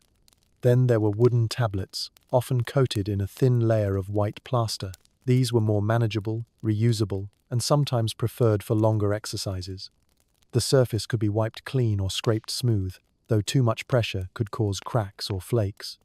Still, they allowed for cleaner handwriting and could be used again and again, assuming the student didn't mess up too badly. Stone slabs were also used, especially for carving practice or permanent inscriptions. Writing on stone wasn't quick or easy, it was more like engraving than writing. Students used sharp tools to scratch symbols into the surface, turning every exercise into a mini-sculpture.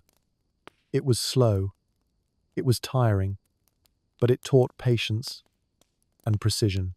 Why not use papyrus, the ancient Egyptian version of paper? Because it was too expensive to waste on practice. Papyrus was reserved for important documents, religious texts, royal decrees, and final copies. Giving it to a student would be like handing gold leaf to someone learning to draw the alphabet. So, instead, scribal students learned the hard way, literally. They wrote on shards, scraped dried ink, and reshaped their reed pens daily. It wasn't glamorous, but it worked. Through these tough, makeshift materials, they developed discipline, attention to detail, and respect for the written word. In ancient Egypt, even the act of practicing felt like a test, and your notebook might have once been someone's dinner plate. In ancient Egyptian classrooms, students didn't have pens with smooth ink flow or highlighters with scented tips. Instead, their writing tool was a piece of nature, a sharpened reed, sliced into a point, dipped into ink, made from soot or crushed red dirt. It was simple, messy, and incredibly demanding to use.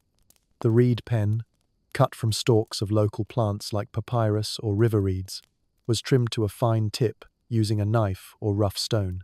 That tip had to be shaped just right. Too sharp, and it tore the writing surface. Too blunt, and the strokes became wide and sloppy. A student might spend as much time reshaping their pen as actually writing with it. The ink came in two main colors, black and red. Black ink was made by mixing soot, collected from burned wood, oil lamps, or charcoal, with water and gum, Arabic, a sticky sap that acted as a binder. The result was a gritty, smudgy liquid that dried fast and flaked easily. It wasn't elegant, but it did the job. Red ink was used for emphasis, headings, divine names, or key words, and was made from red ochre, a naturally occurring mineral in Egyptian soil. It was mixed the same way, crushed to powder, then blended with water and gum. This ink wasn't just decorative, it was symbolic. In many texts, the gods' names and warnings were written in red as a sign of respect and power. Writing with these inks was far from effortless. There was no smooth glide across a polished page. The reed often snagged on the rough surface of wood, stone, or pottery. The ink dried on the tip, formed clumps, or dripped unexpectedly. Students had to maintain perfect pressure. Too much and the ink pooled, too little and the symbols faded. It was part writing, part ritual, and part survival test. To make matters worse, these inks weren't waterproof. They rubbed off, cracked, and faded in heat or humidity. If a student touched the page too soon, the text could smudge or disappear. And when that happened, there was no eraser. You'd either scrape off the mistake, risking damage to the surface, or start over completely. Still, with practice, students learned to master the reed pen. Skilled scribes could control the ink flow, create uniform lines, and produce clear, beautiful hieroglyphs. Their work wasn't just writing, it was visual art, carefully balanced between function and form. And all of this came long before ballpoint pens or lined notebooks. A writing session in ancient Egypt involved reeds that cracked, ink that flaked, and surfaces that broke. But it also meant joining a sacred tradition, because in Egyptian culture, to write wasn't just to record, it was to honor the gods, preserve order, and shape reality. So the next time your pen runs out of ink, remember, at least you're not carving prayers into wood with a stick dipped in lamp soot. In ancient Egyptian schools, the day didn't start with greetings or warm-up activities. It began with something much more repetitive and far less forgiving: copying lines, over and over again. For students training to become scribes, repetition was the law, not just for practice, but often as punishment. If you made a mistake the day before, if your handwriting was messy, if you dared to miswrite the name of a god, then your next morning would begin with penance through ink. You might be told to copy a moral proverb 50 times, or write a single religious phrase until the space on your pottery shard or wooden board ran out. Sometimes the lines weren't even about the mistake, they were about why you should never make one again. And if you didn't mess up, you still copied. Because copying wasn't only for punishment, it was also the main teaching method. There were no lectures, no open discussions. The teacher would dictate or point to a model line, and the entire class would copy it silently, over and over. What did students copy? Often, religious texts, moral teachings, or mathematical formulas. Phrases like, "A boy's ears are on his back, he listens when he is beaten." "The scribe's path is through discipline and obedience. The gods favor the one who remembers." These weren't just lessons in language, they were instructions in how to think, behave, and serve. Writing wasn't about creativity, it was about conformity. Students learned that every character had to be drawn precisely. One wrong stroke, and the meaning could change, or worse, a sacred name could be dishonored. And that meant starting over, or getting struck with a rod, or both. This constant repetition was more than just memorization. It was a system of control. When students spent hours each day copying lines, they didn't just absorb information, they internalized obedience. The words entered their hands, their eyes, their minds, and eventually their behavior. There's a kind of brutal genius in it. No distractions, no excuses. You either wrote well or you wrote again. And the pace was relentless. Finish one slate? Get another. There was no reward. Except, maybe, not getting punished. Good writing didn't earn applause. It earned silence. In many ways, copying became the ritual of education itself. Students learned that knowledge was something earned through endurance. That progress wasn't marked by praise, but by the absence of error, and that the only way to rise was to copy perfectly and do it quietly. So next time you find yourself rewriting a sentence, be glad it's on a laptop and not a broken pot. Because in ancient Egypt, the road to education was paved with repeated words, sore wrists, and the quiet hope that today you might get through the lesson without being told to start over. In ancient Egyptian schools, the teacher wasn't just a teacher, he was a priest, a parent, and a police officer all in one. Education wasn't about guidance, it was about discipline, obedience, and control. And everyone, from the temple to the family, played a role in making sure students followed the rules. The main teachers in temple schools were priests. That meant they weren't just literate, they were spiritual authorities. They had memorized religious texts, performed sacred rituals, and carried the responsibility of keeping cosmic order. When they taught, they didn't simply pass on grammar or math. They trained students to become silent, efficient servants of the gods and the state. There was no tolerance for laziness. If you made a mistake, the priest would notice and correct you, sometimes with words, often with a stick. Learning was sacred work, and mistakes were sometimes treated as disrespect, especially if they involved writing the name of a deity incorrectly. But the pressure didn't end at the temple walls. Parents, especially fathers, were expected to be enforcers of education at home. School wasn't free, and it wasn't casual. If your family had the means to send you to school, they expected results. A student who came home with poor performance might face punishment not just from the teacher, but from his own father. Some ancient writings show students pleading with their parents for forgiveness. Others include letters from teachers to fathers, warning them of their son's poor effort and advising stronger discipline. In this system, failing in school was failing the family. And then there were the policing figures, school assistants or overseers who weren't teachers but enforcers. Their job was simple: walk the room, watch the students, and punish anyone who stepped out of line. These figures didn't give lectures, they carried rods. Their role wasn't educational, it was physical. Some schools even had assigned disciplinarians, whose full-time job was to administer beatings. It created a classroom atmosphere that was part school, part correctional facility. The goal wasn't just to teach, it was to control. The teaching philosophy was clear. Fear builds memory. Pain enforces obedience. Respect must be earned through silence. This blend of spiritual authority, parental pressure, and physical enforcement created an environment where students were shaped into tools, carefully carved, precisely trained, and deeply conditioned. And yet, this system worked for its purpose.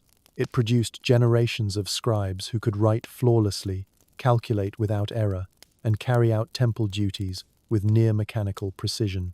So next time you think your teacher is tough, imagine one who speaks with divine authority, backed by your father's expectations, and monitored by someone holding a whip, ready to strike if your pen wobbles. Because in ancient Egypt, education wasn't about inspiring students, it was about breaking and rebuilding them into perfect scribes. In ancient Egyptian schools, the phrase strict discipline wasn't just a figure of speech, it was a physical reality. Every student knew from day one that if they made a mistake, a wooden rod or a leather whip might be waiting for them. These weren't rare punishments, they were part of the school routine. The wooden rod was the most common tool. Simple, sturdy, and always within reach of the teacher, it was used for everyday mistakes: sloppy handwriting, slow copying, talking without permission, or failing to remember a line. A tap meant a warning, a strike meant you crossed the line. The leather whip, on the other hand, was reserved for more serious offences. These included writing the name of a god incorrectly, showing disrespect to a teacher, or failing repeated lessons. It was long, flexible, and painful, and everyone knew exactly what it meant. But punishment wasn't random. It followed a kind of ancient logic. To teach discipline, you needed pain. To create order, you needed fear. To build respect, you needed silence. There were even specific numbers of strokes assigned for certain mistakes. 10 for laziness, 15 for carelessness, 20 if you made the same mistake twice. This wasn't education with encouragement. It was education by enforcement. Some schools even had designated punishers, people whose only job was to administer the beatings, freeing the priest-teachers to focus on instruction. These figures walked the classrooms like silent threats. You didn't want their attention. If they approached your bench, your best hope was to stay absolutely still. And yet, despite how harsh it sounds, this system was accepted, even praised. Some students later wrote about how the beatings helped them learn. One scribe recorded, "I was beaten, and I became wise." Whether that was honest gratitude or survival strategy, we may never know. There was no concept of child-friendly learning. The goal wasn't to make you feel confident or creative. The goal was to make you effective, precise, and obedient.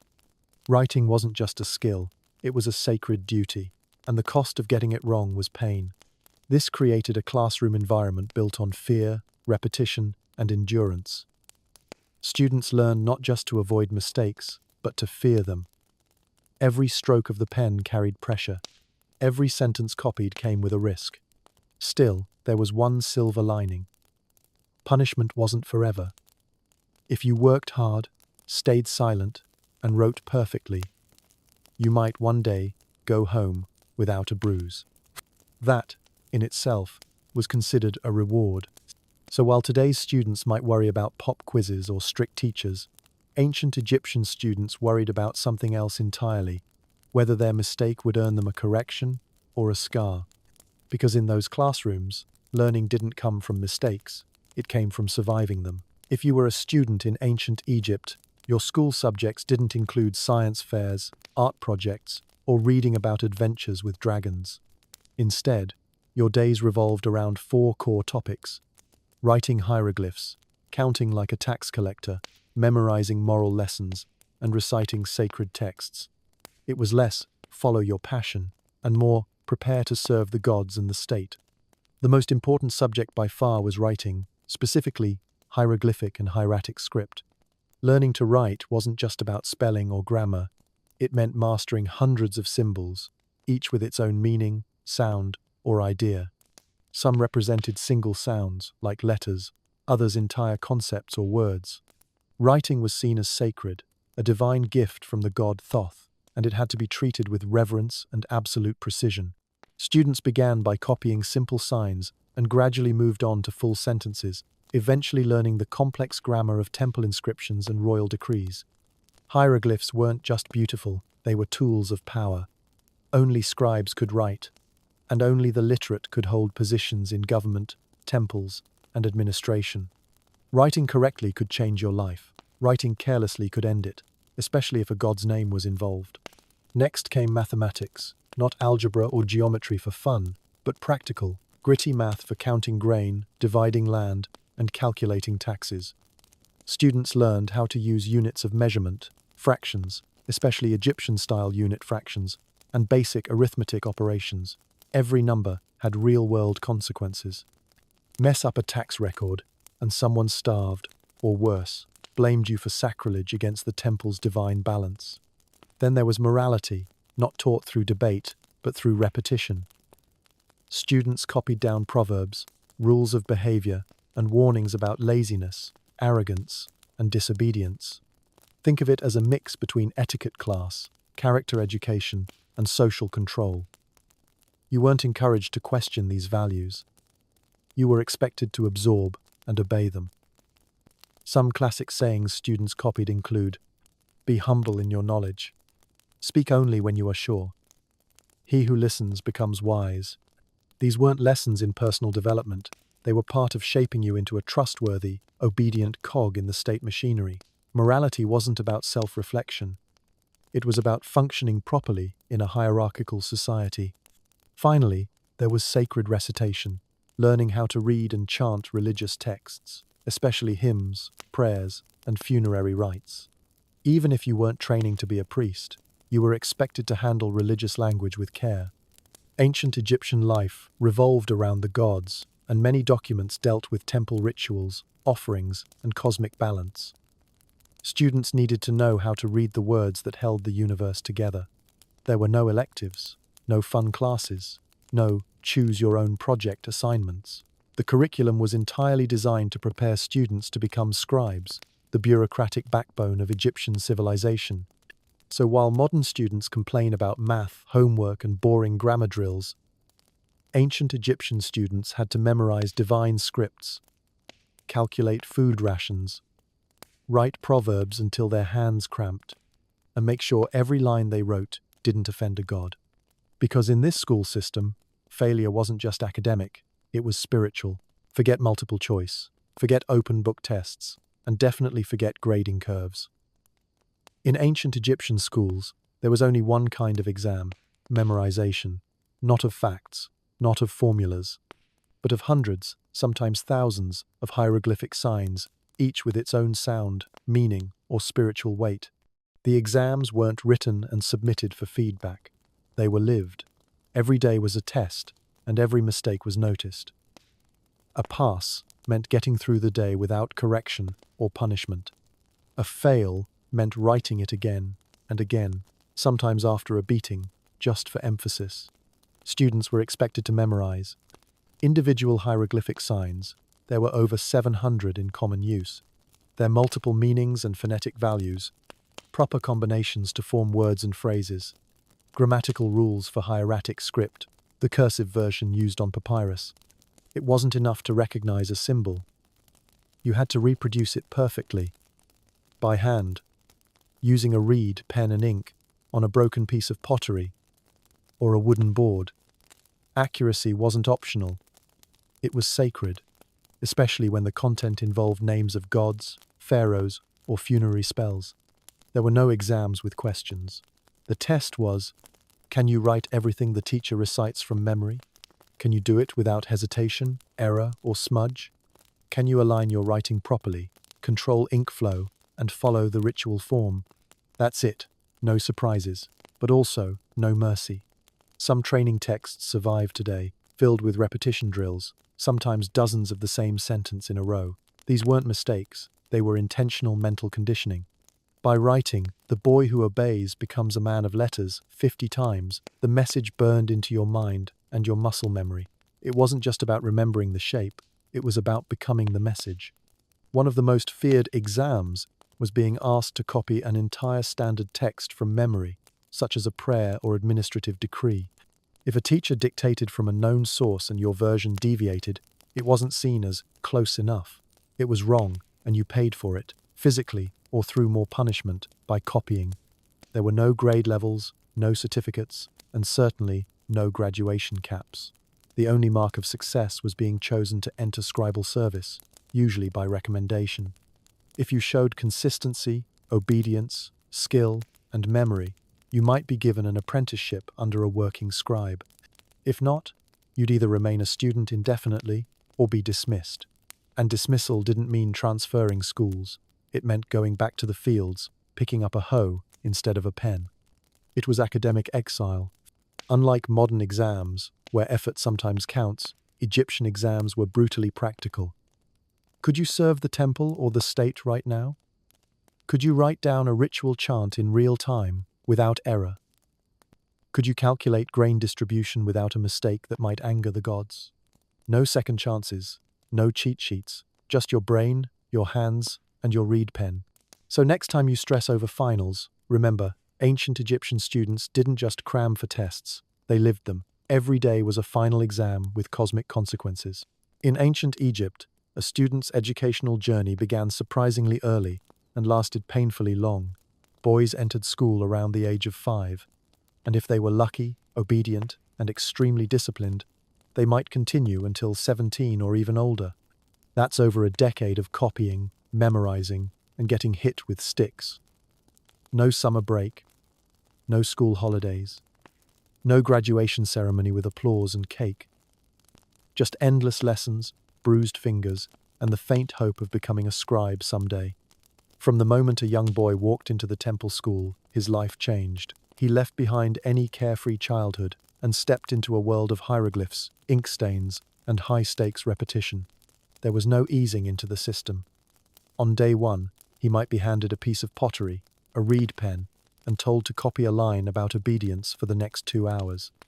The early years were all about foundation, learning basic symbols, how to hold the pen, how to sit properly, and how not to slouch, because slouching meant a lecture, or worse. But as students aged, expectations grew.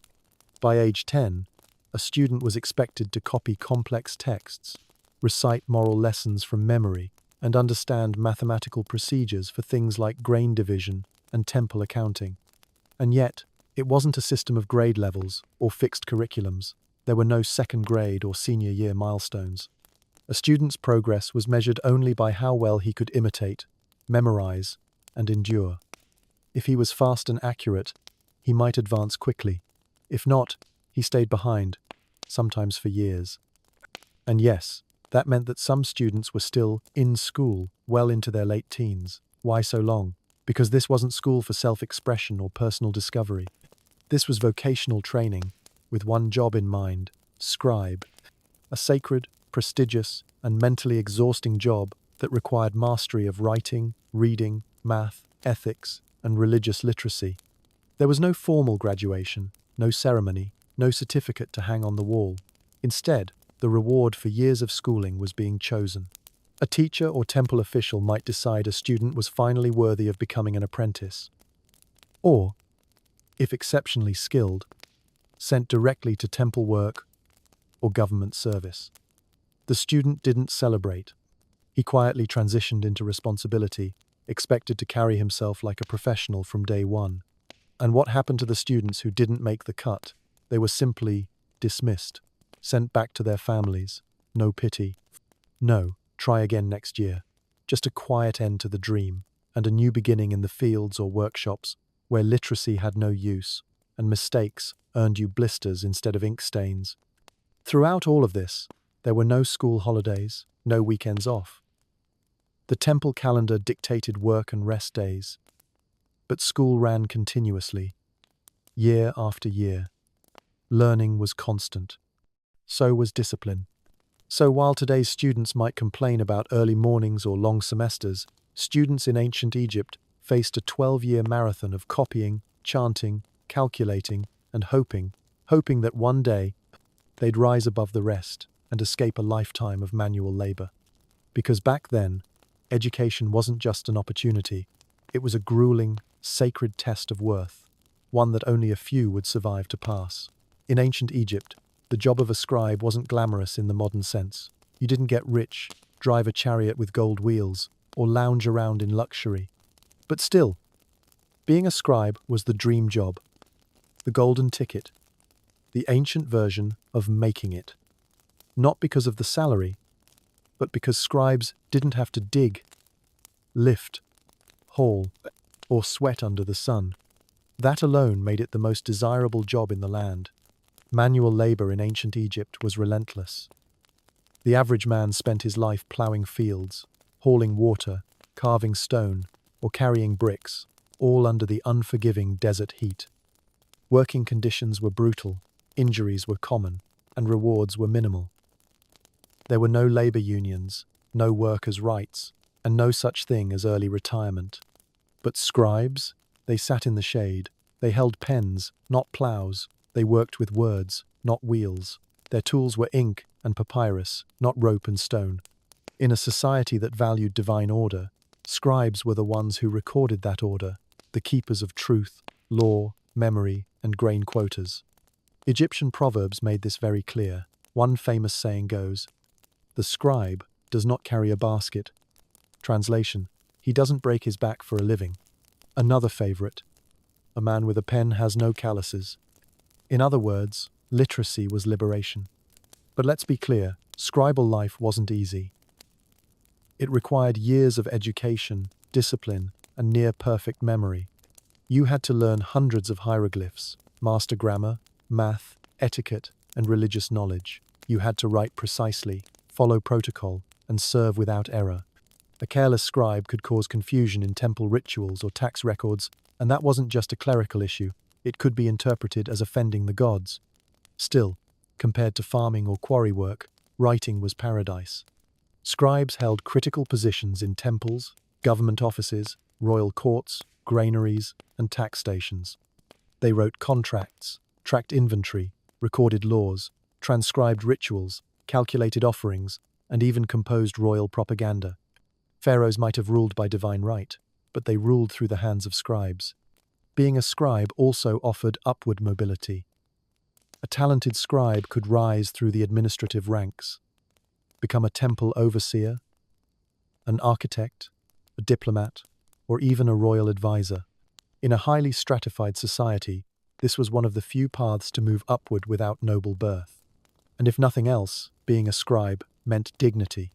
You were respected, you were educated, you wore clean clothes, you got to sit indoors. And most importantly, you didn't have to spend your life dragging blocks to build someone else's tomb. There's a well-known passage from an ancient training scroll where a scribe urges his son to stay in school. Be a scribe. It spares you from hoe and hammer. It gives you bread and beer and rest from toil. So no, the dream wasn't about riches. It was about escape. Escape from blisters. Escape from the sun. Escape from being forgotten. Because in ancient Egypt, to write was to matter, and to be a scribe was to write your own fate, instead of having it written for you by someone else. If you thought ancient Egyptian students got recess, think again. In temple schools, free time didn't mean playtime, snacks, or lounging in the sun. It meant one thing, and one thing only: more writing. You finished your lessons for the day? Great. Now write moral proverbs. You already copied the ritual chant twice. Wonderful. Do it again, but neater. You have an hour before the next prayer session? Excellent. Practice the speech you'll never be allowed to get wrong. For students training to become scribes, Writing was not just an activity, it was a lifestyle. Every available moment was seen as an opportunity to refine your hand, strengthen your memory, and reinforce your obedience. Even rest was structured, even downtime had purpose. Temple educators believed that constant repetition bred discipline, humility, and perfection. If your pen was still, your mind might wander. And if your mind wandered, you might question the system. That was not acceptable, so instead, you wrote. What did you write during your free time? Mostly moral and ethical texts. These were collections of wisdom sayings passed down for generations, sort of like ancient Egyptian self-help books mixed with obedience manuals. They had names like The Instruction of Tehotep or The Teaching for Merikari, and their messages were clear. Be modest, obey authority, speak carefully, work hard, and do not complain. Examples included, do not speak unless you know. The silent man is the perfect man. Obedience is the path to honor. Some were even more direct. A lazy student is like a broken pot, useless and cracked. Only he who writes often is worthy to write for the gods. Copying these lines wasn't just for handwriting practice, it was moral programming. You weren't only training your pen, you were training your personality. In more advanced levels, students used their time to practice composing their own versions of these texts. Not creatively, of course. They had to follow strict formats and tone. No jokes, no sarcasm. No expressing how much you hated writing for the 50th time that day. Sometimes, students were asked to write reflections or advice to younger students, which often read like warnings from the edge of sanity. Do not delay in your studies, or you will suffer the rod. Write with your whole hand, or the gods will strike your name.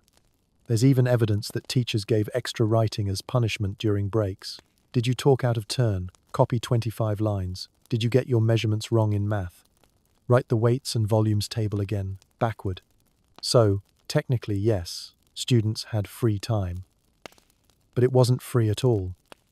It was structured silence, filled with ink, repetition, and the quiet pressure of always needing to be better. Why so intense?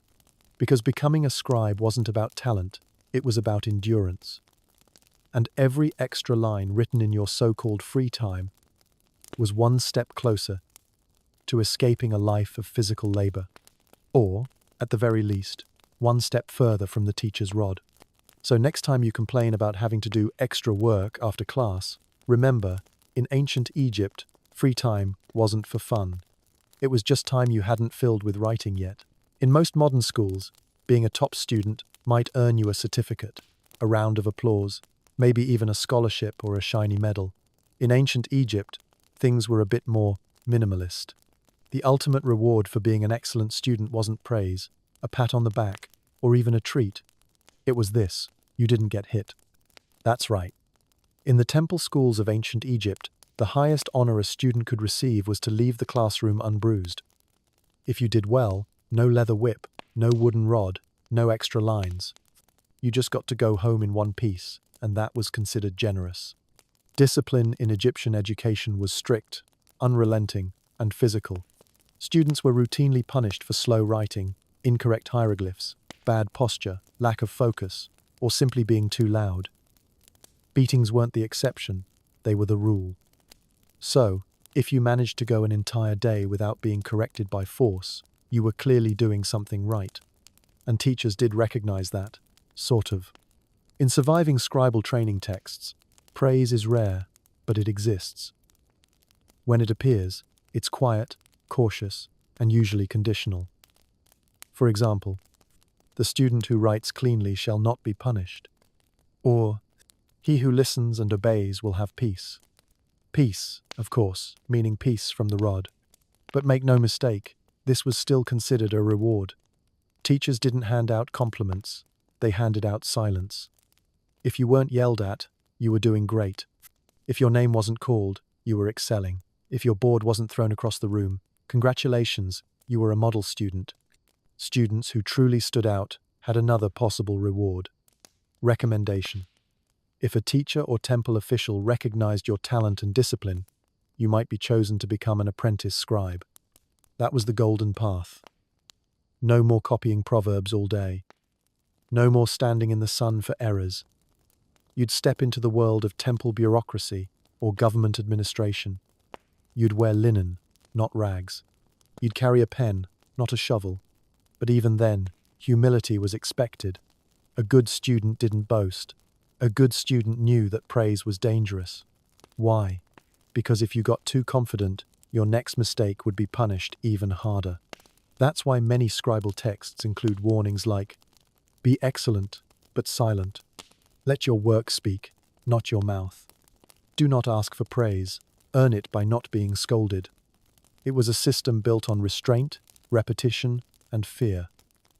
And within that framework, not being punished became the highest currency. It meant you were trusted. It meant you were learning. And most importantly, it meant your body didn't pay the price of your mind's mistakes. In a way, the ancient Egyptian education system was brutally honest. It didn't lie to students about everyone being special. It didn't reward mediocrity. It simply offered one message: do your work right, and we won't hurt you. So if you think today's school systems are stressful, just imagine being told that your greatest achievement could be walking out the door unscathed, quietly, respectfully, and still gripping your reed pen with two unbroken hands. In ancient Egypt, going to school wasn't a universal right. It wasn't about discovering yourself, unlocking creativity, or chasing dreams. It was a rigid, sacred system designed to produce scribes, obedient, literate functionaries who served the gods and the state. And for the few boys granted access, it was less an opportunity and more a test of endurance. Students wrote on shards of broken pottery, with reed pens dipped in soot and ochre. They memorized hundreds of complex symbols, copied texts endlessly, and repeated moral proverbs until their hands cramped. There were no rewards except survival. The greatest honor? Not getting hit. The highest achievement? Being forgotten for your perfection. Discipline was harsh. Mistakes weren't just academic, they were spiritual offenses. Teachers were priests. Punishments were physical. And free time meant more copying. And yet, those who endured this system earned something priceless: escape, a life away from the fields, a seat in the shade, a job that required brains instead of blisters. Becoming a scribe meant security, stability, and a sliver of social mobility in a deeply stratified society. It meant your words mattered, that you were more than a laborer, you were a recorder of the divine, a servant of truth, a keeper of order. So no, it wasn't glamorous, but it was powerful. And maybe that's the real lesson. In ancient Egypt, education didn't come with celebration. It came with pain, repetition, and quiet transformation. If you could survive the system, you didn't just earn knowledge. You earned your place.